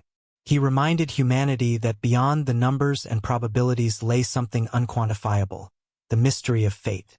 As electric lights flickered to life across the cities of Europe and the first whispers of the 20th century began to stir, his image hung in the collective imagination like a shadow cast from another age. He had survived the Enlightenment, the revolutions, and the rise of industry. His quatrains had crossed borders, faiths, and languages. What began as scribbled Latin verse in a quiet room in Provence had become a force that refused to die. The world had changed beyond recognition. Yet the man who claimed to see the future still stood, peering through the fog of time, waiting for the next great upheaval to prove him right once more. As the 20th century dawned, the world seemed to step into the very future that Nostradamus had once hinted at in riddles. The air buzzed with invention and anxiety alike. Electricity illuminated the streets, automobiles roared through cities, and machines replaced men in factories. For the first time in history, humanity felt the acceleration of its own creation. Yet beneath the optimism of progress, there pulsed an undercurrent of dread. New technologies brought new forms of destruction, and the balance between enlightenment and catastrophe grew ever more fragile. It was in this restless atmosphere that Nostradamus rose again, not as a relic of superstition, but as a dark mirror for the age of machines.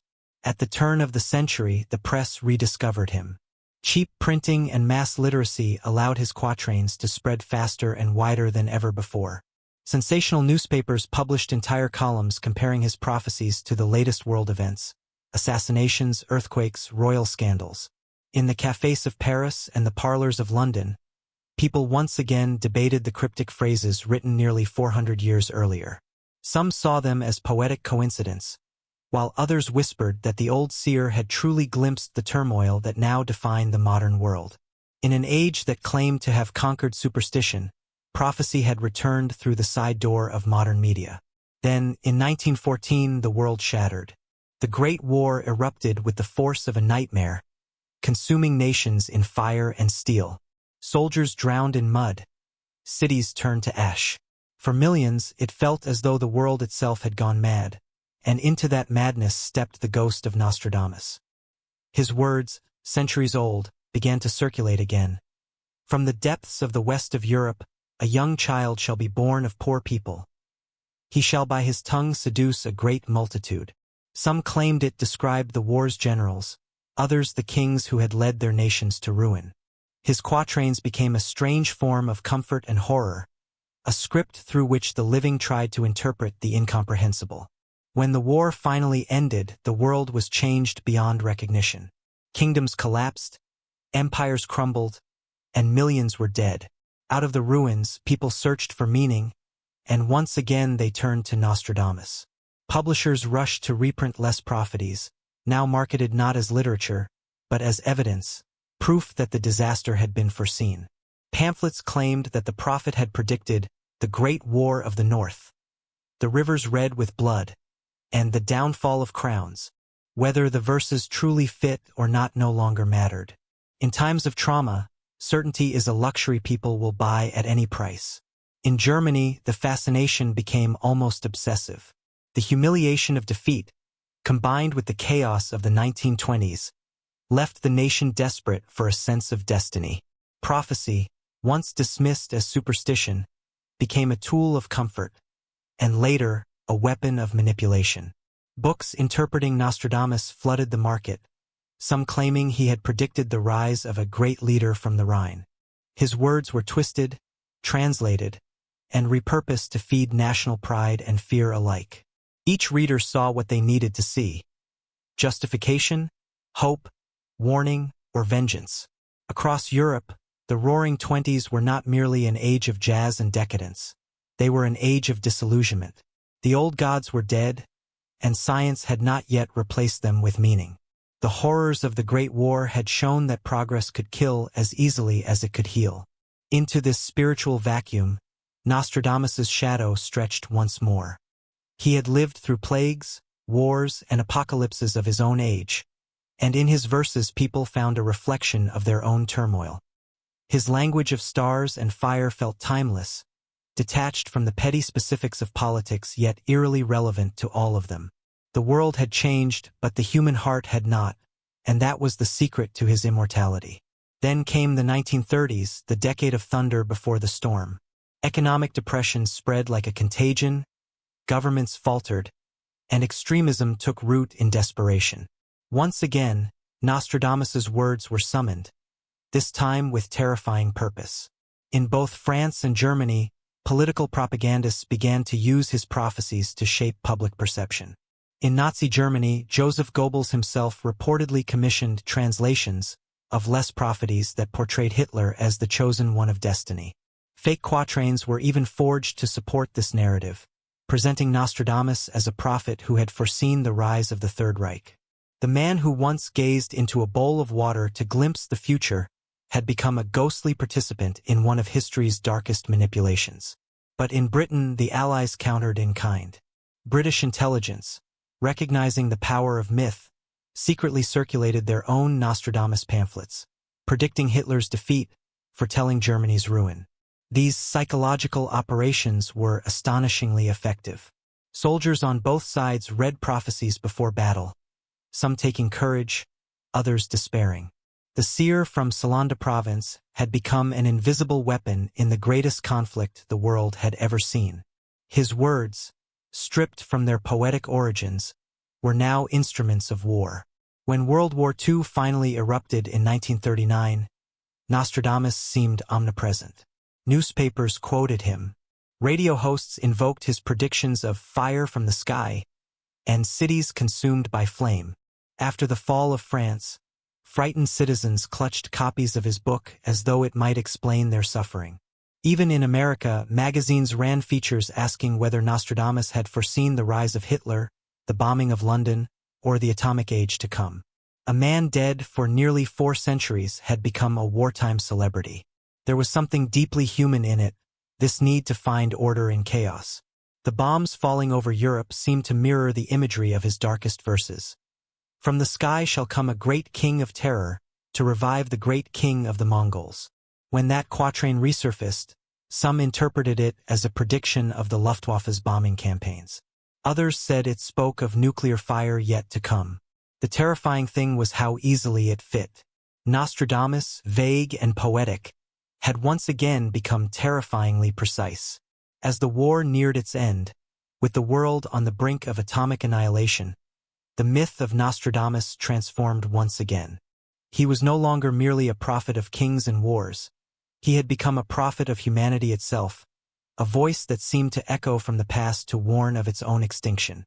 Scholars, desperate to make sense of the century's devastation, began to study his writings not as supernatural revelation, but as psychological archetype. Perhaps, they argued, Nostradamus had tapped into something universal, a subconscious awareness of humanity's self-destructive tendencies. His prophecies were not predictions but reflections of an eternal truth, that mankind carries its own doom within itself. By the time peace returned in 1945, the world had crossed into a new reality, one Nostradamus could scarcely have imagined, yet one his followers insisted he had foreseen. The atomic bomb, the fall of empires, the birth of the Cold War, all were found somehow between the lines of Lost Prophecies. And once again, the old debate resurfaced. Had he truly seen the future, or had humanity simply written itself into his poetry, again and again? Was he a visionary, or merely a mirror held up to history's face? In the new atomic age, as the earth trembled under the weight of human invention, Nostradamus's shadow only grew longer. He was no longer just a relic of Renaissance superstition. He had become something far greater and far more haunting. The voice of the future that mankind had always feared, the whisper that warned, long before the fire fell, that we were building our own apocalypse. When the world emerged from the ashes of World War II, the air was thick with both relief and unease. Cities lay in ruins, empires had fallen, and humanity stood face to face with its own power to destroy itself. The atomic age had dawned, a strange new era in which prophecy and science collided. The old world of mystics and alchemists had given way to physicists and politicians, yet Nostradamus endured, his name whispered not in candlelit chambers but in the glow of television screens and radio waves. In a century that prided itself on reason, people still could not let go of the man who had warned, centuries earlier, of fire descending from the sky. The Cold War soon gave Nostradamus new life. The globe had been divided into two titanic powers, the United States and the Soviet Union, each armed with enough fire to end civilization. Across continents, ordinary people lived under the shadow of potential annihilation. It was here, in this atmosphere of existential dread, that the old prophet's words found a new audience. Lost Prophecies was reprinted in modern fonts, translated into dozens of languages, and adapted for the mass media age. Radio hosts quoted him between news bulletins. Television documentaries aired dramatic readings of his quatrains over images of mushroom clouds. He had become the voice of humanity's collective anxiety, the poet laureate of the apocalypse. From the depths of the West, great trouble shall arise. One of his quatrains read, "To the fearful, it spoke of America's rise as a superpower. The eagle and the bear shall be at war," another seemed to predict. Though Nostradamus had never written those exact words, the fabricated lines spread widely, printed in tabloids and pamphlets, believed by millions. For the first time, the prophet's words were not just read but broadcast. His cryptic warnings reached into living rooms and echoed across radio static. The voice of the Renaissance had been resurrected by the technology of the atomic age. Publishers, sensing public appetite, began flooding the market with modern interpretations. Some claimed Nostradamus had foreseen the bombing of Hiroshima and Nagasaki, describing two cities scorched by lightning. Others said he had predicted the Cuban Missile Crisis centuries before it happened, pointing to lines about two brothers torn apart by discord and fire over the new city. Each fresh global tension seemed to breathe new relevance into the ancient verses. It was not merely superstition anymore. It was survival. The world sought reassurance that if someone had foreseen the end, then perhaps it was not senseless, that even destruction had meaning. The 1960s brought another twist. As the space race began, Nostradamus's prophecies were suddenly applied to the stars. Some saw his references to men in the heavens and fire chariots beyond the moon as visions of rockets and astronauts. The prophet who once peered into bowls of water was now said to have glimpsed the age of satellites and space stations. When humans first walked on the moon in 1969, articles appeared claiming Nostradamus had predicted it. A man shall step upon the silver globe and bring with him the dawn of a new empire. The actual quatrain, when examined, said no such thing, but it no longer mattered. The idea was too seductive, that the man who lived by candlelight had seen, through some mysterious insight, the light of the lunar dawn. Meanwhile, deeper beneath the surface, the fear of annihilation refused to fade. The 1970s brought crises that made Nostradamus seem eerily relevant again. Oil shortages, political assassinations, nuclear accidents. Each event had its matching prophecy, whether genuine or invented. When President John F. Kennedy was killed in 1963, readers found a quatrain describing, "The great man struck down in the day by thunder." When the Challenger shuttle exploded decades later, they turned to another verse about fire and death from the sky. The pattern repeated endlessly. Tragedy, interpretation, rebirth. Nostradamus had become part of the cycle of news itself, revived each time the world needed an explanation it could not otherwise bear. Then came the books, glossy, dramatic, and wildly successful. In 1973, a French writer named Jean-Charles de Fontbrun published Nostradamus. Historian E.T. Prophet, claiming to have unlocked the true chronological code of the prophecies. His interpretations linked Nostradamus to everything from World War III to the fall of communism. The book sold millions. Soon after, in America, a psychic named Erica Cheetham released the Prophecies of Nostradamus, a translation that would define the popular image of the seer for decades. Her work became a cultural phenomenon. Television hosts quoted it, newspapers serialized it, and film studios took notice. In 1974, the movie The Man Who Saw Tomorrow brought Nostradamus to the big screen, narrated by none other than Orson Welles, whose deep, ominous voice turned the old verses into cinematic prophecy. Audiences were transfixed. Welles's narration, echoing over images of war, famine, and nuclear devastation, presented Nostradamus not as a poet, but as a warning from the grave. The film predicted a third world war in the late 20th century, one that would engulf the globe in fire and darkness. For weeks after it aired, bookstores reported selling out of Nostradamus titles. People watched the news with new eyes, scanning each headline for signs that the apocalypse was approaching. It was not religion that had captured their faith, but narrative, the story that someone somewhere had already seen it all coming. But as with all myths, the deeper fascination was not with the predictions themselves, but with the man behind them. Who was Nostradamus, really? How could a physician from the 1500s have written words that seemed to fit events centuries later? Psychologists began to offer explanations. They called it retrofitting, the tendency to interpret vague language in ways that confirm current fears. The quatrains were not windows into the future, they argued, but mirrors reflecting our own anxieties. And yet, even those who dismissed him could not fully look away. His poetry held a strange gravity, a blend of mystery and melancholy that seemed to transcend mere coincidence. By the end of the 20th century, Nostradamus had become an icon of the information age. His image appeared in documentaries, conspiracy theories, and even comic books. As the new millennium approached, a fresh wave of panic began to swell. Computer systems were said to be on the verge of collapse. Prophets warned of divine judgment. And once again, Nostradamus's words resurfaced. The quatrain that read, "In the year 1999 and 7 months, a great king of terror shall come from the sky," spread like wildfire. Newspapers debated its meaning. Television hosts discussed it with the solemnity of news anchors announcing the end of days.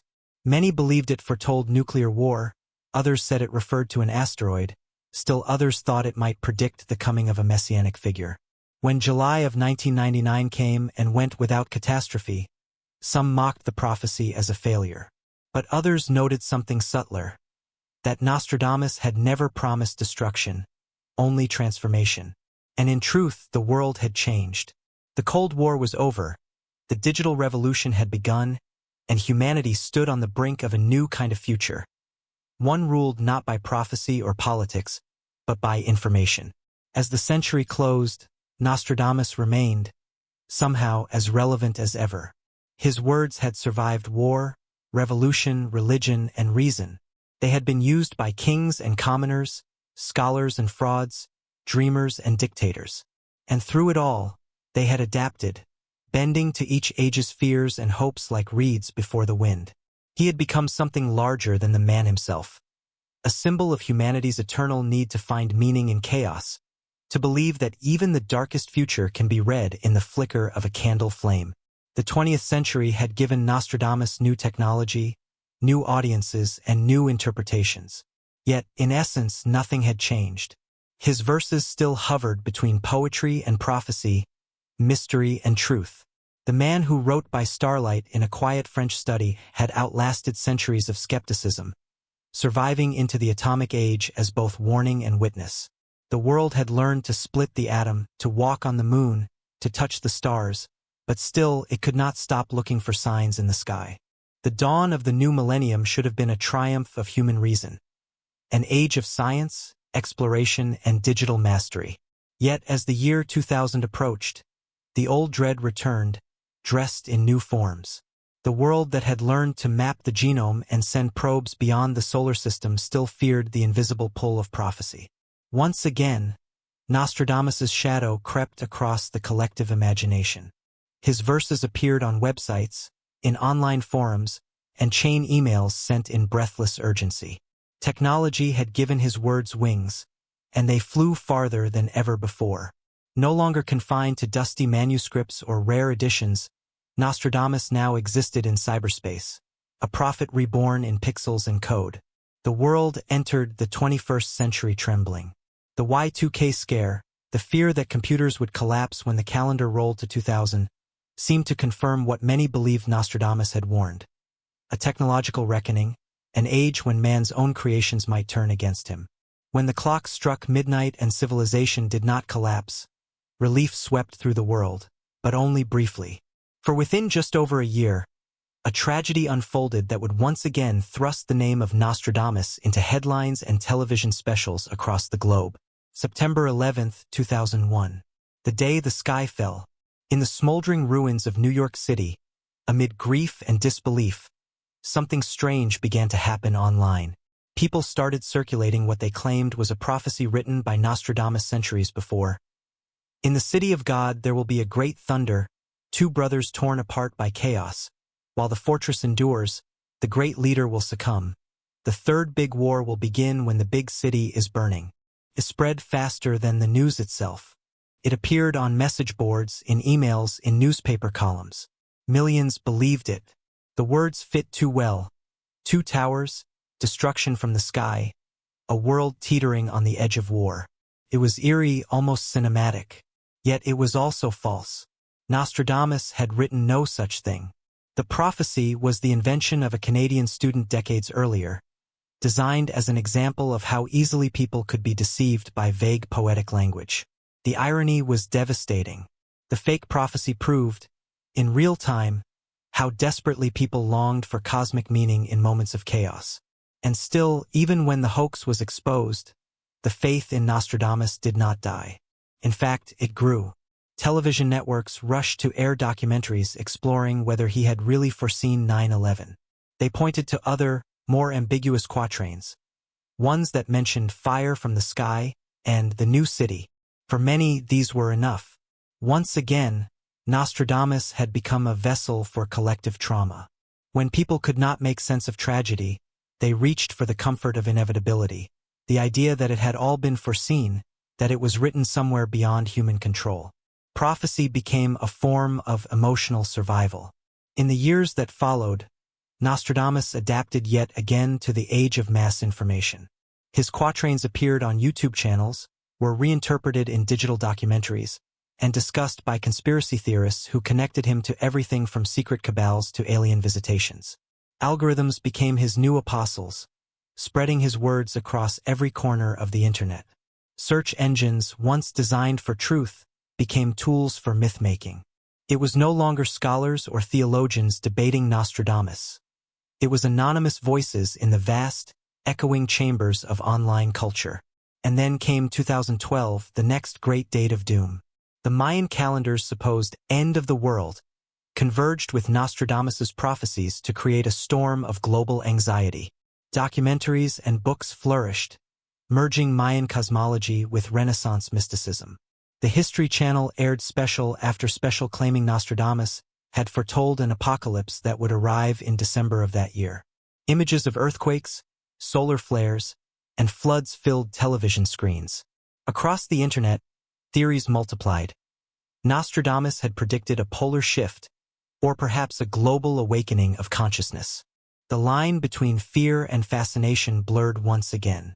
When the day passed quietly, skeptics laughed. But millions of viewers had tuned in. Nostradamus had once again proven irresistible, not because his predictions came true, but because they could. But beneath the sensationalism, a quieter transformation was taking place. A new generation of historians began re-examining Nostradamus, seeking the man beneath the myth. Scholars analyzed his letters, his astrological tables, his prescriptions for plague victims. They found not a mad prophet but a humanist, a thinker shaped by loss and fear, who sought to impose meaning on a chaotic world. They discovered that many of his prophecies were responses to his own time, coded political commentary hidden behind metaphor to avoid persecution. He was not foretelling the future, one historian wrote. He was describing the patterns that never change: war, greed, hope, and the desperate need to believe that history has a purpose. And yet, this revelation did not diminish his power. If anything, it made him more profound. For what if prophecy was not about seeing the future, but recognizing the eternal repetition of human behavior? What if Nostradamus's greatest prediction was that mankind would never stop repeating its own mistakes?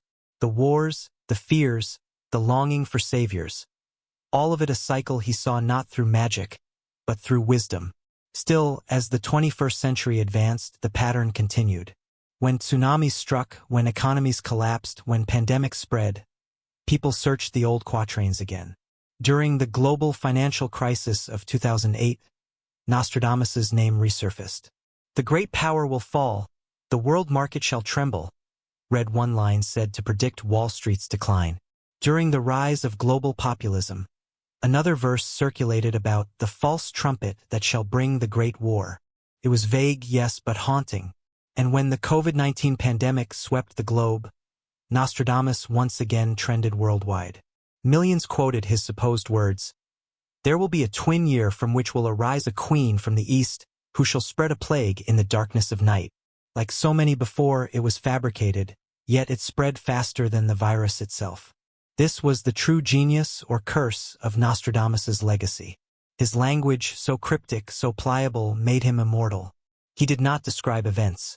He described emotions, fear, awe, destiny, that would always find new forms. His prophecies were not windows to the future, but mirrors reflecting every era's anxieties back at itself. Whether in parchment or pixels, his words lived because they adapted.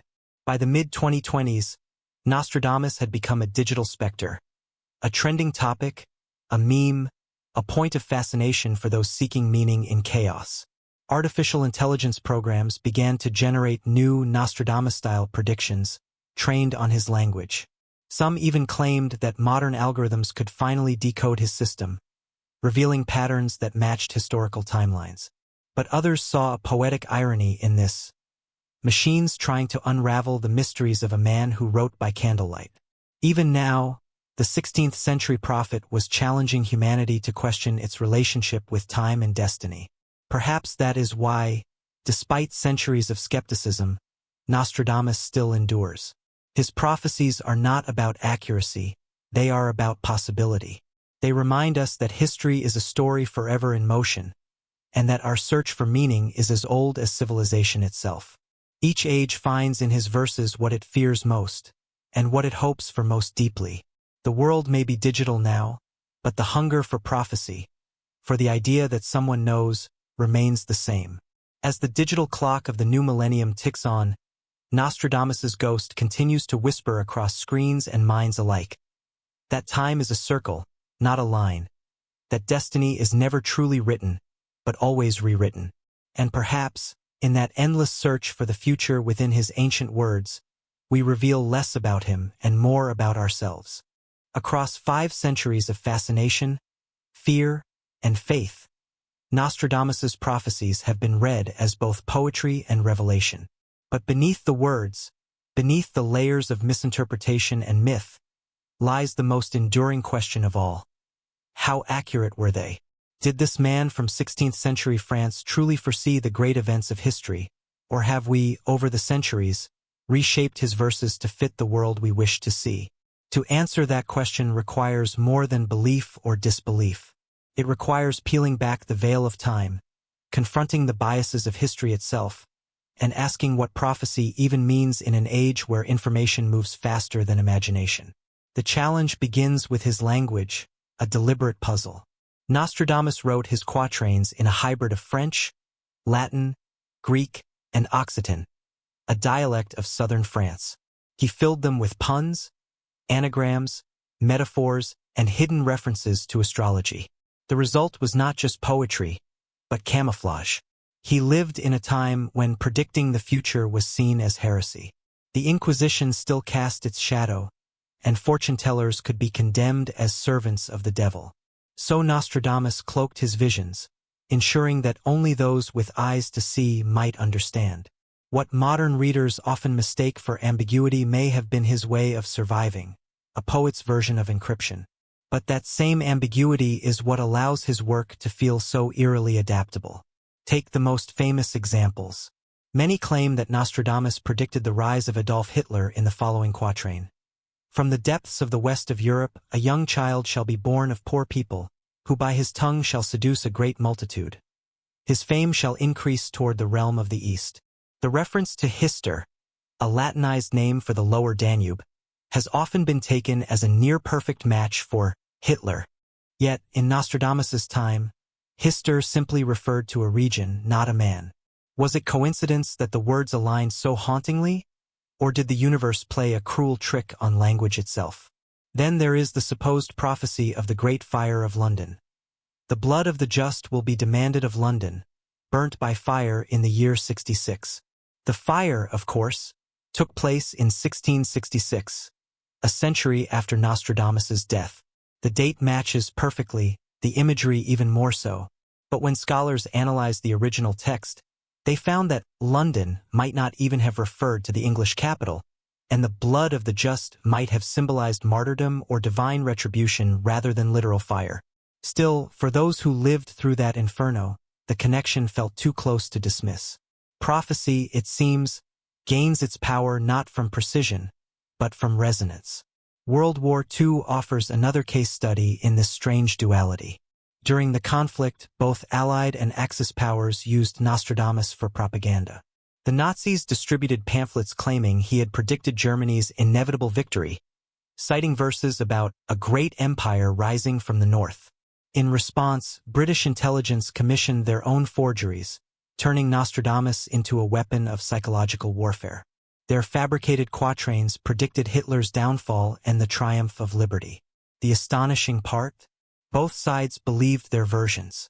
Nostradamus, centuries dead, was fighting on both fronts, his words a mirror reflecting each army's convictions. Even modern events, like the September 11th attacks, seem to echo within his cryptic stanzas.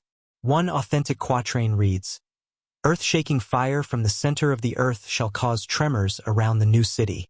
Many have interpreted this as a reference to New York, the new city, and the destruction that came from above. But again, the text is fluid. The center of the earth could mean anything from natural disaster to spiritual upheaval.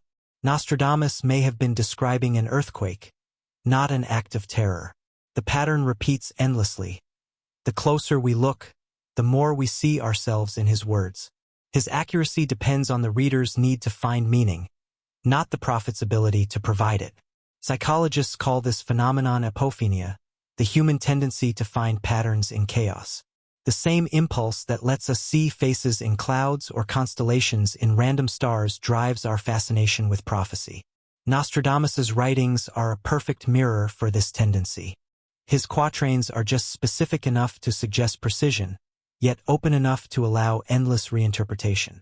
Each generation reads them through the lens of its own fears: plague, war, nuclear annihilation, climate collapse. The prophecies change because we change. But this does not entirely explain the uncanny timing of certain verses. For example, his mention of the Great King of Terror, arriving in 1999 and 7 months, still haunts scholars. No catastrophe occurred that year, at least not visibly. Yet some interpret it as symbolic. The end of one millennium and the birth of another, a moment of collective unease that marked the dawn of a new global consciousness. Could Nostradamus have sensed the tension of such a turning point? Not the event itself, but the emotion that would surround it? Perhaps his genius was not in predicting literal outcomes, but in intuiting the emotional architecture of history, the rhythms of fear and change that repeat like tides. The debate between skeptics and believers has raged for centuries. Scientists point out that, of the 1,000 or so quatrains Nostradamus wrote, only a handful seem to match real events, and even those rely on generous interpretation. Statistically, his success rate would be indistinguishable from chance. But believers argue that his method cannot be judged by modern measures. He wrote not as a mathematician, but as a mystic. He claimed that his visions came from long nights of meditation, where he gazed into bowls of water and saw images like reflections on a dark mirror. In that trance, he said, time dissolved. The spirit of prophecy, he wrote, is born from divine inspiration and from the movement of the stars. Whether we take that literally or metaphorically, it speaks to something timeless. The belief that truth can emerge not from logic but from intuition. And perhaps that is the essence of Nostradamus's accuracy, not factual precision but emotional truth. His prophecies endure because they capture the feeling of standing on the edge of history. They remind us that fear of the future is part of what makes us human. Each age, from the plague-ridden streets of 16th century Europe to the digital sprawl of the modern world, has faced its own end of days. And each time, people have turned to the same ancient verses, hoping to glimpse their fate in the flicker of old words. Whether those words truly foretell or merely reflect may no longer matter. Because, in the end, Nostradamus's greatest prediction might not have been about kings or wars or empires. It might have been about us, about our endless need to believe that the chaos around us is part of a story, that our suffering has a pattern, that our destiny, however dark, can be known. His accuracy, then, lies not in his foresight but in his insight. He saw what never changes, that humanity will always fear tomorrow, and in that fear will always seek prophets to make sense of it. And so, the question shifts. Were Nostradamus's prophecies accurate?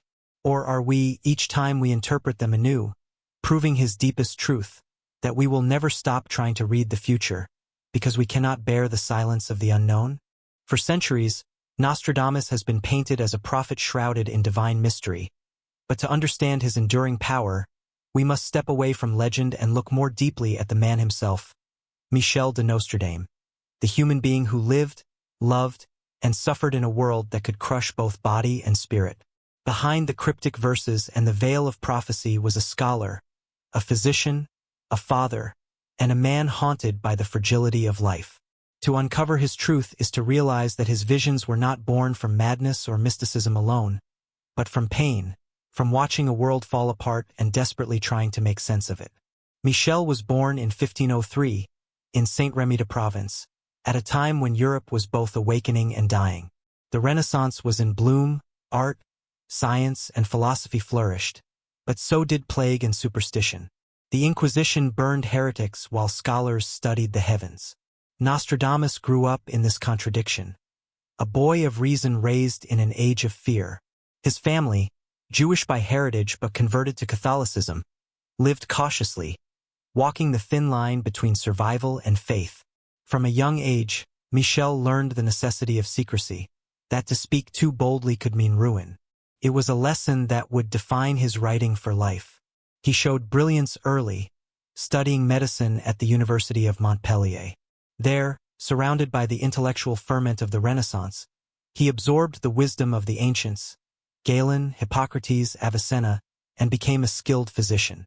When the plague swept across Europe, Nostradamus traveled from town to town treating victims, risking his own life daily. He did not rely solely on prayer or superstition.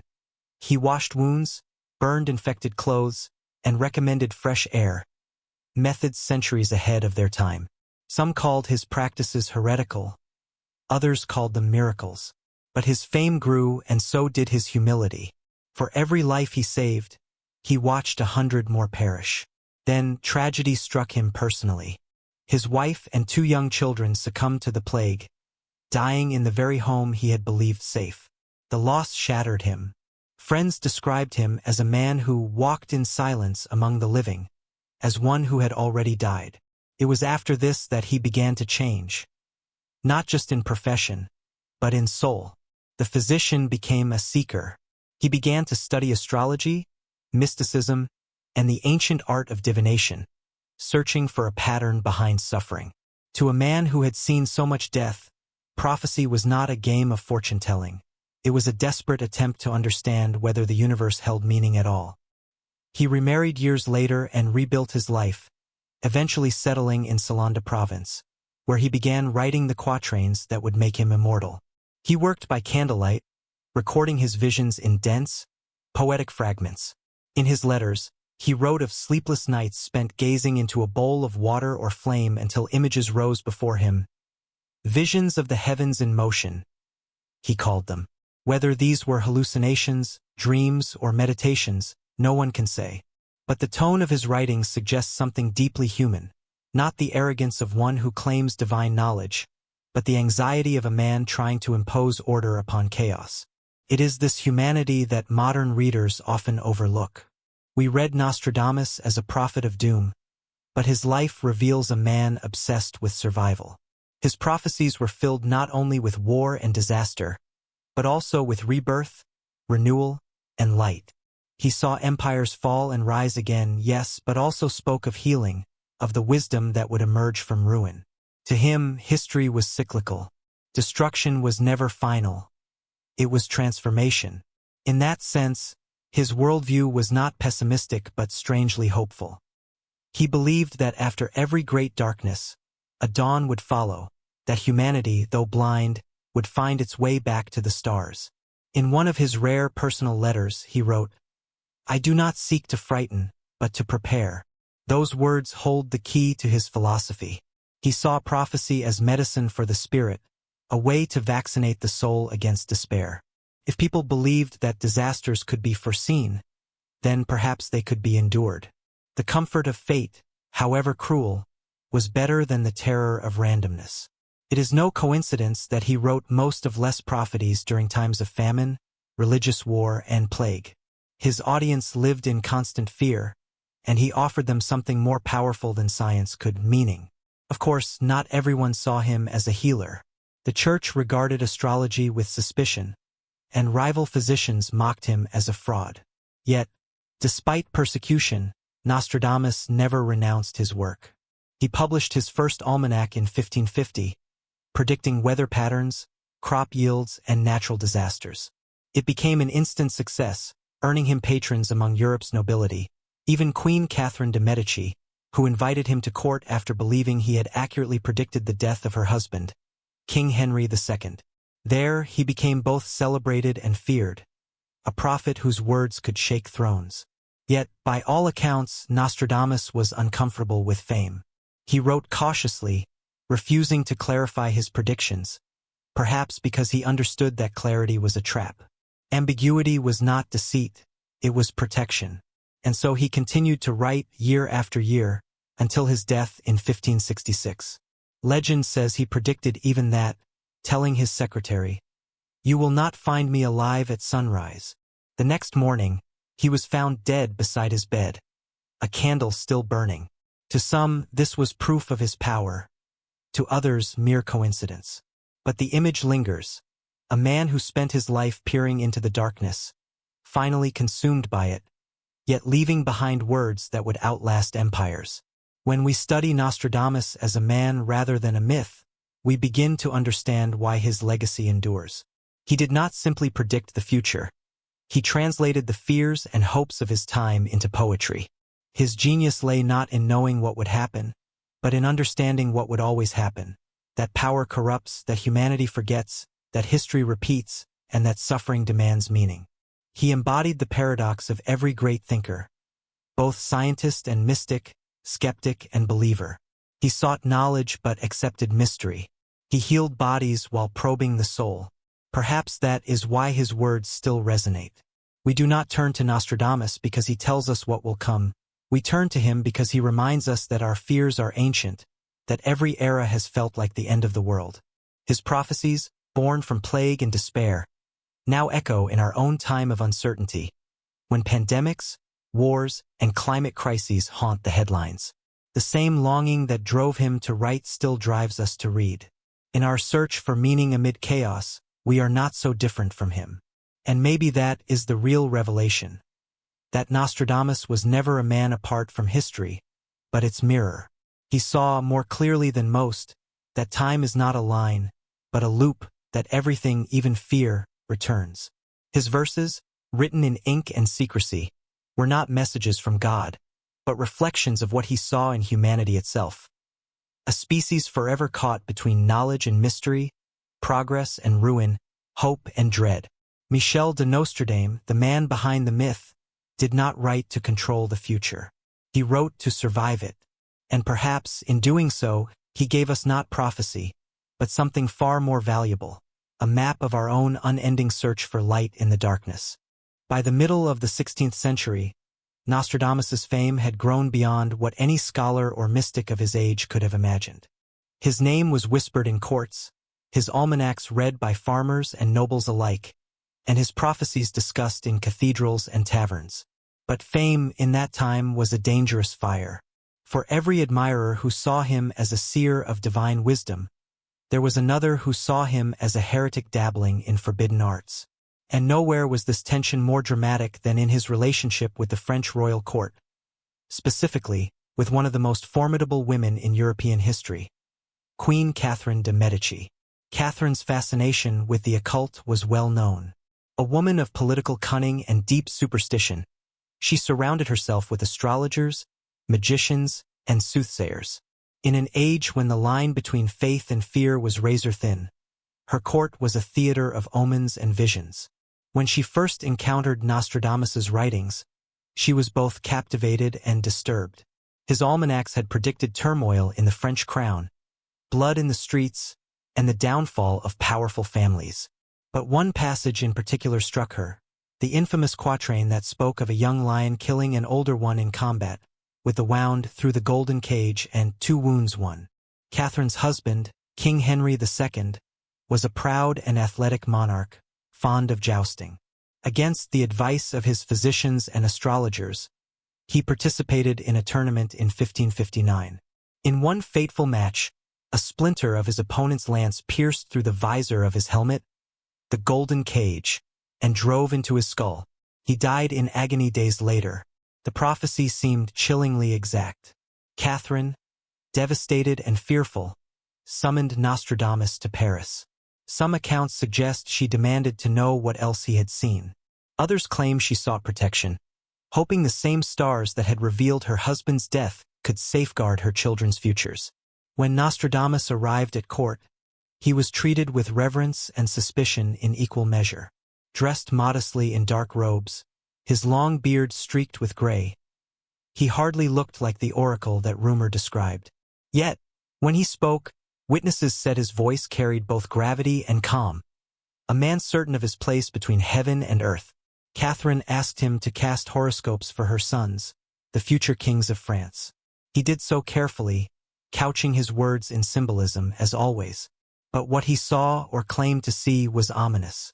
He warned that her sons would all wear the crown, but none would keep it for long.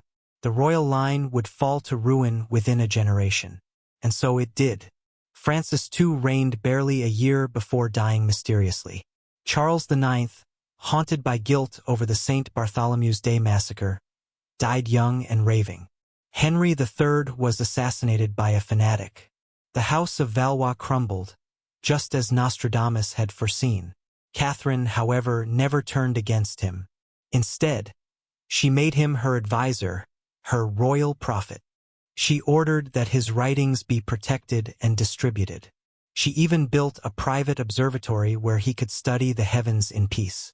To her, he was not a sorcerer but a mirror, a man who could translate the divine chaos into something she could understand. Yet Nostradamus remained cautious. He knew too well that royal favor could turn to condemnation in an instant. France was a land divided by faith, Catholics and Protestants slaughtering each other in the name of God. To speak too plainly was to invite death. And so his quatrains grew even more cryptic. He cloaked his predictions in riddles, ancient languages, and metaphors that blurred time itself. He wrote of fires in the north and blood in the rivers, of new worlds rising across the sea, and of iron birds and burning cities. Whether he truly foresaw the distant centuries or merely described the turbulence of his own time, his words carried the weight of inevitability. At the same time, Nostradamus struggled with something far more personal, the burden of being believed. In private letters, he confessed his doubts. He feared that his visions, if indeed they were visions, might be misinterpreted, twisted by ambition or fear. He often spoke of seeing too much, and of a darkness that whispers through the stars. His contemporaries described him as melancholic, prone to long silences and sleepless nights. The more fame he gained, the more he withdrew into solitude. It was as though the closer he came to the powerful, the further he retreated from certainty. Catherine, however, clung to him. During the wars of religion, she consulted his almanacs before every major decision. When plague returned, she sent him gifts and letters of gratitude, thanking him for his advice on containment. He had become more than a prophet. He was her anchor in a collapsing world. But as the fires of civil war spread across France, Nostradamus saw what no prophecy could stop: the unraveling of everything he had known. By the early 1560s, his health was failing.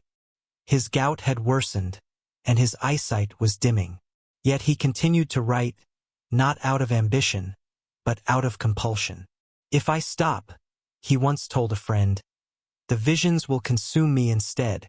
In his later years, his prophecies took on a different tone, less apocalyptic, more reflective.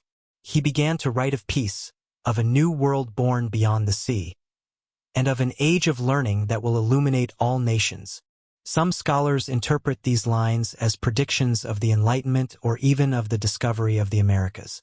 Others see them as a weary man's hope that humanity might one day transcend its own madness. He had lived through plagues, wars, and royal intrigue. Perhaps what he longed for most was silence. Catherine de' Medici visited him one final time, shortly before his death in 1566. She was older, wearier, surrounded by ghosts of the past. By then, Nostradamus could barely stand. It is said she asked him whether the chaos would ever end, whether France would ever find peace. He replied simply, "The stars have seen this before. The night does not last forever." To a queen who had built her reign on fear and prophecy, those words were a strange comfort. When Nostradamus died later that year, Catherine ensured he was buried with honor in the Church of the Cordeliers at Salon de Provence. She decreed that his tomb bear the Latin inscription, "Here lie the bones of the most illustrious Michel Nostradamus, the only man whose pen could match the heavens." It was a royal tribute not to a sorcerer or madman, but to a man who had dared to read what others could not. Yet, as history would show, Catherine's protection came with irony. In the centuries that followed, her own reputation became as dark and distorted as his. She was remembered as the Black Queen, a woman accused of witchcraft and poison. Nostradamus, too, became both revered and reviled. A saint to some, a fraud to others. Their fates intertwined not by choice but by the shared curse of those who tried to master the unknown. The meeting of Nostradamus and Catherine de' Medici was more than a historical curiosity. It was a collision of two obsessions: power and prophecy. One sought control over men, the other sought meaning in the stars. Together, they embodied the eternal struggle of humanity itself, the desire to know, to predict, to shape destiny, even when destiny refuses to be tamed. As the candle of his life burned low, Nostradamus understood something that even kings and queens could not. That prophecy was not about foretelling the future, but about revealing the patterns that make it inevitable. In that realization, his story at court comes to its quiet end. Not with spectacle, but with a final, haunting truth whispered between the worlds of faith and reason. After Nostradamus's death in 1566, the world did not let his words rest. His son, César de Nostradame, tried to preserve his father's manuscripts, but even he could not stop what was coming. The prophecies spread across Europe like wildfire, copied, translated, debated, and feared. The man who had died quietly in Provence now haunted palaces, monasteries, and libraries alike. His verses became an obsession, a cipher through which generations sought to decode the chaos of their own time. Yet, with every century that passed, his words grew both more powerful and more misunderstood. Nostradamus was gone, but the myth was just beginning to live. In the century following his death, Europe was plunged into near-constant turmoil. Wars of religion, the 30 Years' War, the English Civil War, each seemed to mirror the doom he had foretold. People began leafing through his book with trembling hands, searching for proof that he had seen it all. And, in their desperation, they found it everywhere. When the plague returned in waves, they pointed to the quatrains about Black Death and pestilence from the east. When cities burned or kings fell, they declared that the seer of Ceylon had written their fates 100 years before. The more the world suffered, the more accurate he seemed. But what truly elevated Nostradamus from forgotten mystic to immortal legend was not mere coincidence. It was interpretation. His prophecies were written in riddles. Compact, poetic fragments filled with symbolism, foreign words, and archaic metaphors. The great man struck down in the day by a thunderbolt, he wrote in one verse. A new king rises in the west. In another, each reader became their own interpreter, shaping his words to fit the world they knew. And so, his book became a mirror that reflected not truth, but belief. It was never about what Nostradamus had meant. It was about what people needed him to mean. By the time of the French Revolution, his legend had evolved into prophecy incarnate. Pamphlets circulated claiming that he had foreseen the fall of the monarchy and the rise of a man of low birth who will wear the crown of the empire. When Napoleon Bonaparte emerged from obscurity to rule Europe, many declared him the second great tyrant Nostradamus had warned of. Napoleon himself was aware of the connection. His advisors even collected copies of the prophecies to study their supposed insight. The idea that his reign had been predicted gave him an aura of destiny, almost divine inevitability.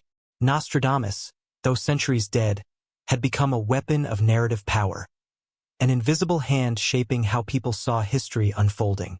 The 19th century saw this myth-making expand even further. As printing became cheaper and literacy spread, Nostradamus's quatrains reached audiences far beyond France. The Victorians, obsessed with mysticism and spiritualism, embraced him as a prophet of modernity.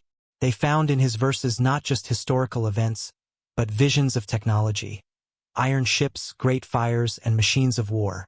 One commentator in 1867 wrote, "He saw our steam engines as dragons breathing smoke, and our battles fought by thunder in the sky."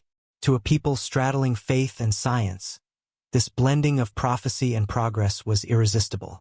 Nostradamus had somehow bridged the medieval and the modern, a prophet for both believers and skeptics.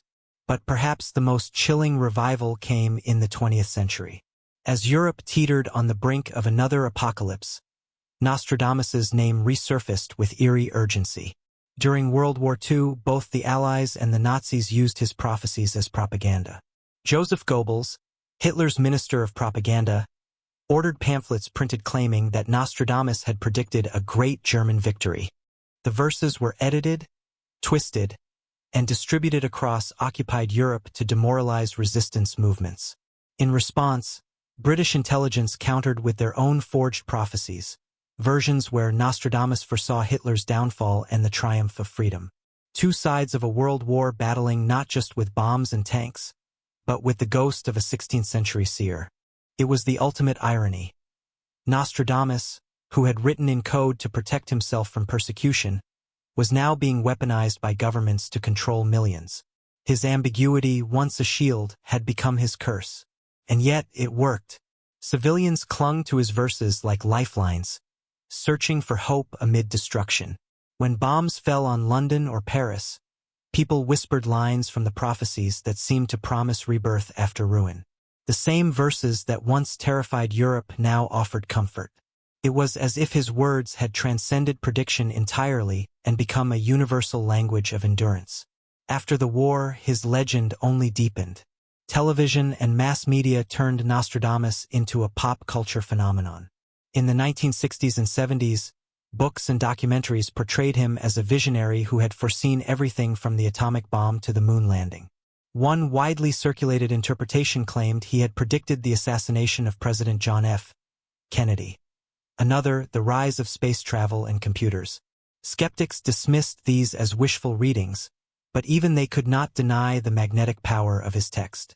Nostradamus had become less a man and more an idea, the archetype of the prophet whose words outlive their era. In truth, the reason his prophecies endure may have less to do with accuracy and more to do with psychology. Human beings crave patterns. We fear randomness more than we fear doom. When tragedy strikes, we seek order in the chaos. Nostradamus provided that illusion, an architecture of meaning that made even disaster feel destined. It is easier to believe that wars, plagues, and revolutions are written in the stars than to accept that they erupt from our own failures. His prophecies became a way to domesticate fear, to make the uncontrollable seem foretold. In that sense, he gave the modern world what it needed most. Not certainty, but the illusion of control. Still, there were those who tried to approach his work with discipline rather than belief. Scholars like Edgar Leone and Erica Cheetham devoted years to translating and analyzing the prophecies, uncovering linguistic layers that revealed just how deliberate Nostradamus's cryptic style had been. He blended Old French, Latin, Greek, and Provençal. He used puns, anagrams, and astrological metaphors. His text was a labyrinth built to resist absolute interpretation. Whether by design or instinct, he had crafted something that could live indefinitely, each generation reinterpreting it anew. By the late 20th century, the myth had grown unstoppable. The year 1999 loomed large because of one infamous quatrain. The year 1999, 7th month. Slash from the sky shall come a great king of terror.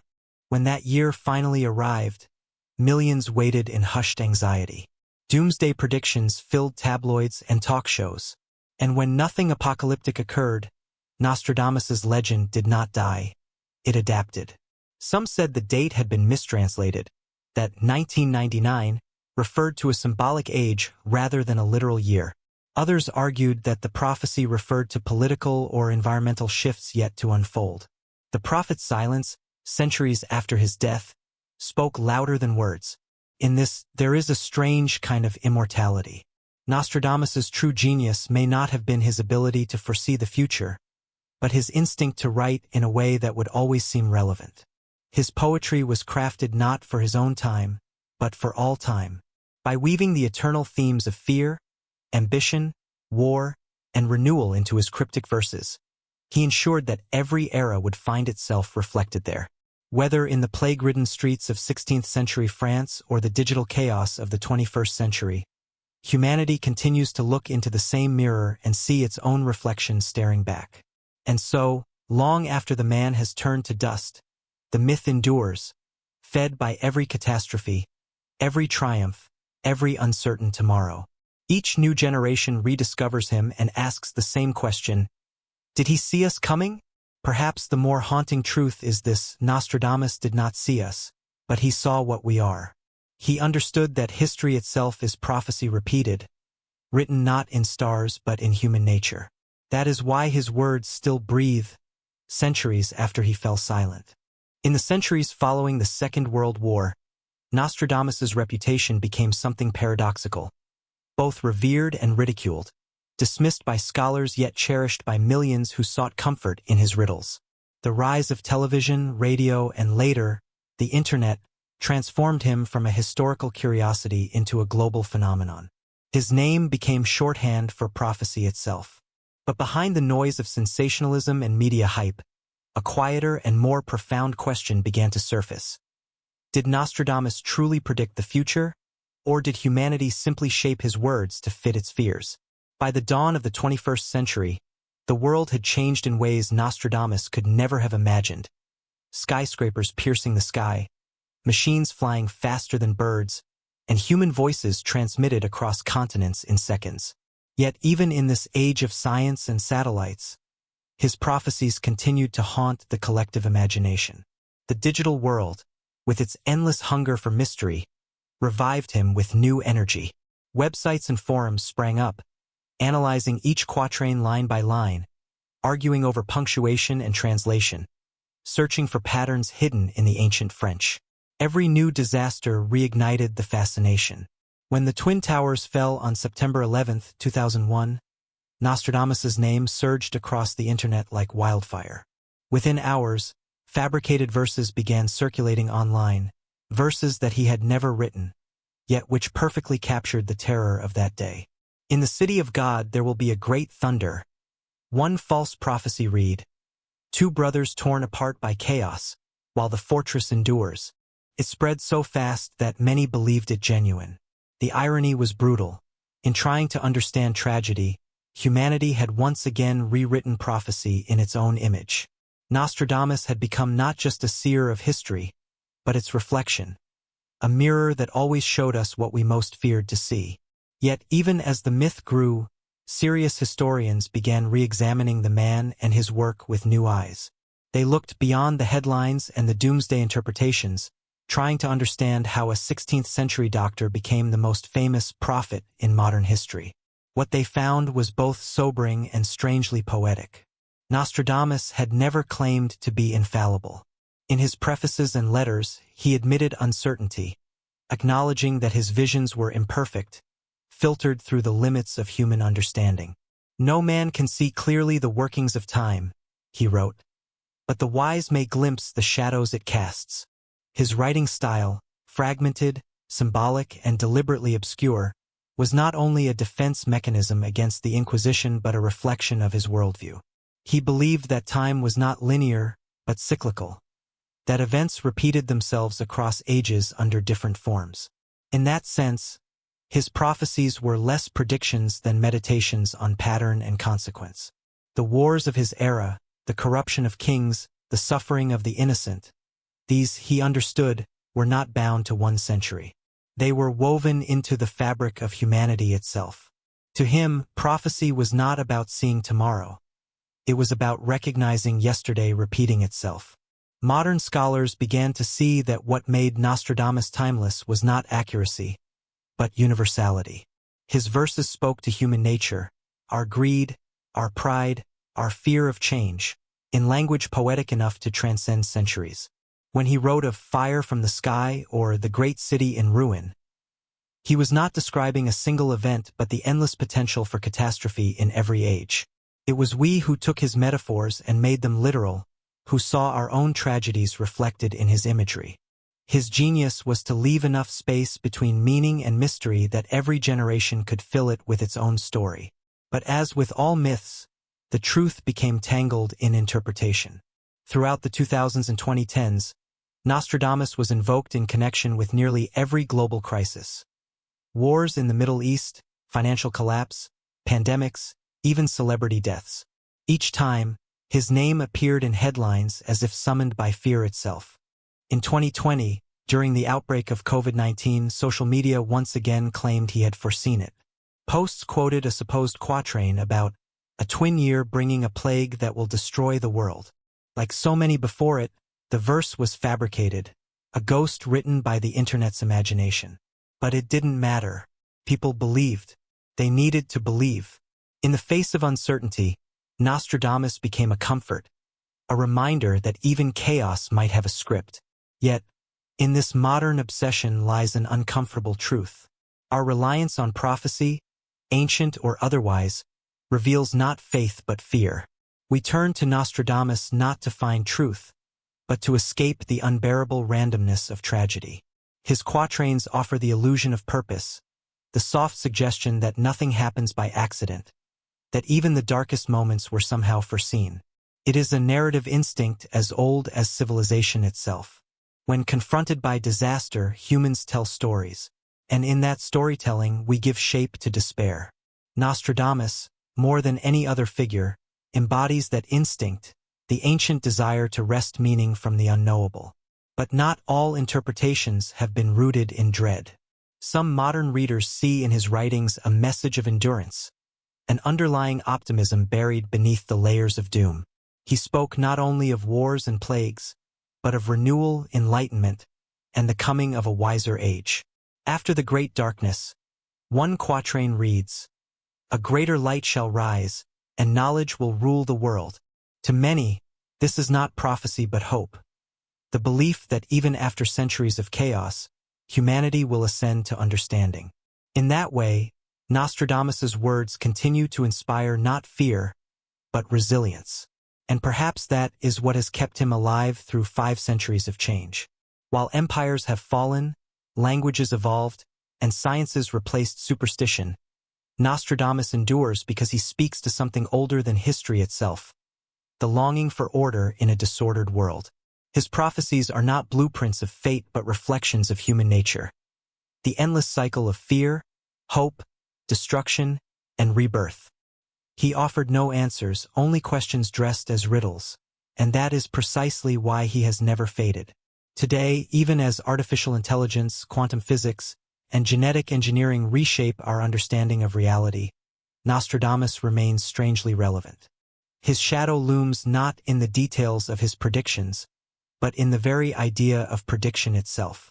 Every algorithm that tries to forecast human behavior, every simulation that attempts to predict climate or war, echoes the same impulse that drove a 16th-century doctor to stare into a bowl of water and seek patterns in the flicker of candlelight.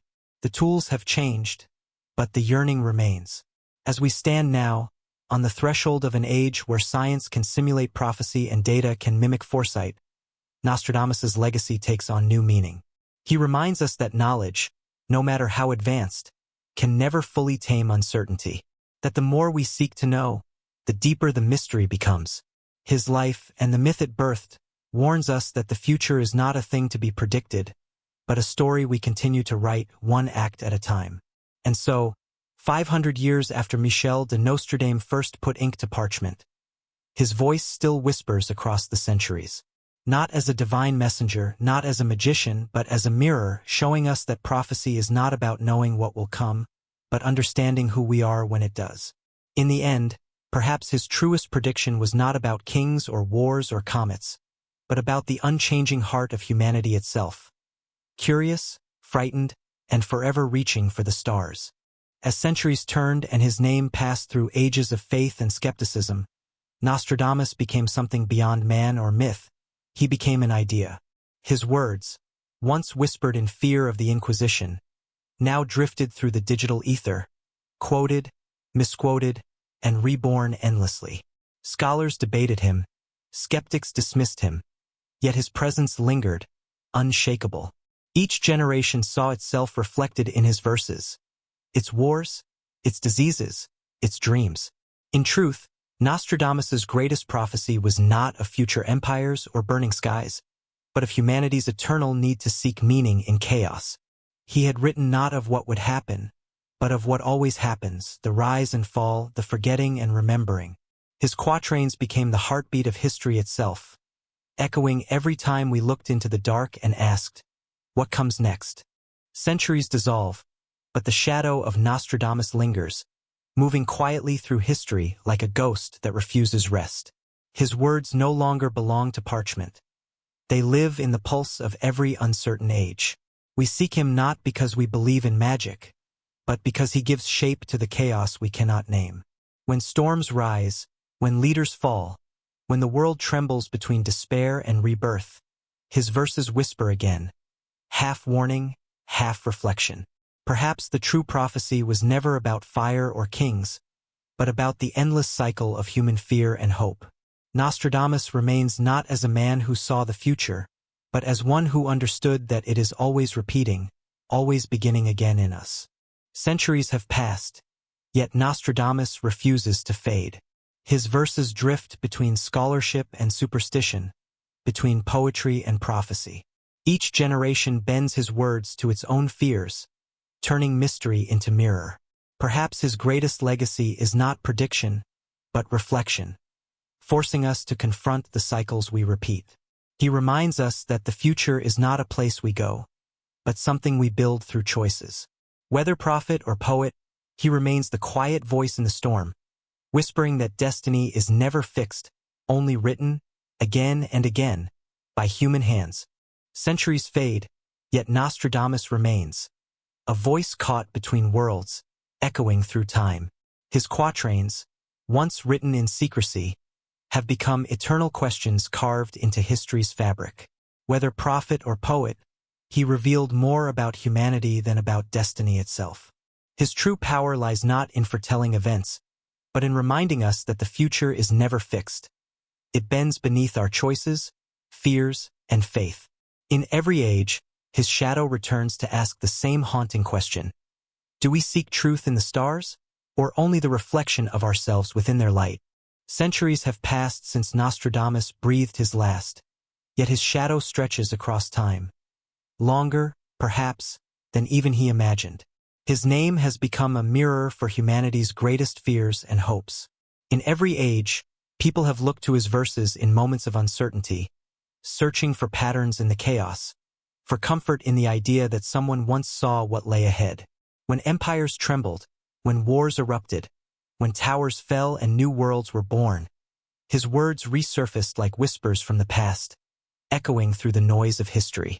Each generation found its own reflection in his quatrains, shaping him anew. Prophet, poet, heretic, seer, he has become what he foresaw, eternal not through power, but through interpretation. And perhaps that is the true secret of Nostradamus. Not that he saw the future, but that he understood the human heart's endless desire to find meaning in the unknown. His writings endure because they do not give us answers. They give us questions, mirrors, riddles that reveal as much about us as about the world.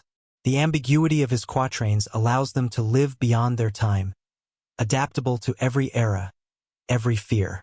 In a way, his greatest prophecy was not about any single event, but about us, the readers who would never stop seeking patterns in the stars, who would always believe that the future can, somehow, be read.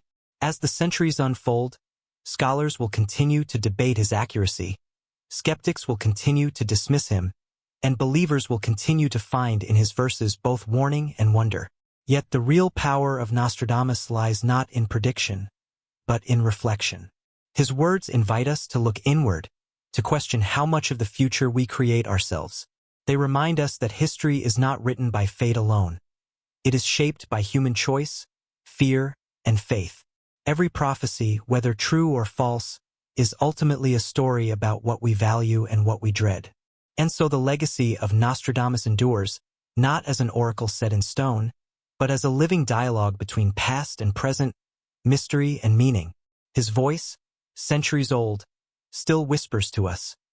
Beware, wonder, remember. For in every prediction lies a reflection of our own nature, and in every mystery, a chance to see the world anew. Perhaps that is what he meant all along, that the future was never his to reveal. It has always been ours to understand.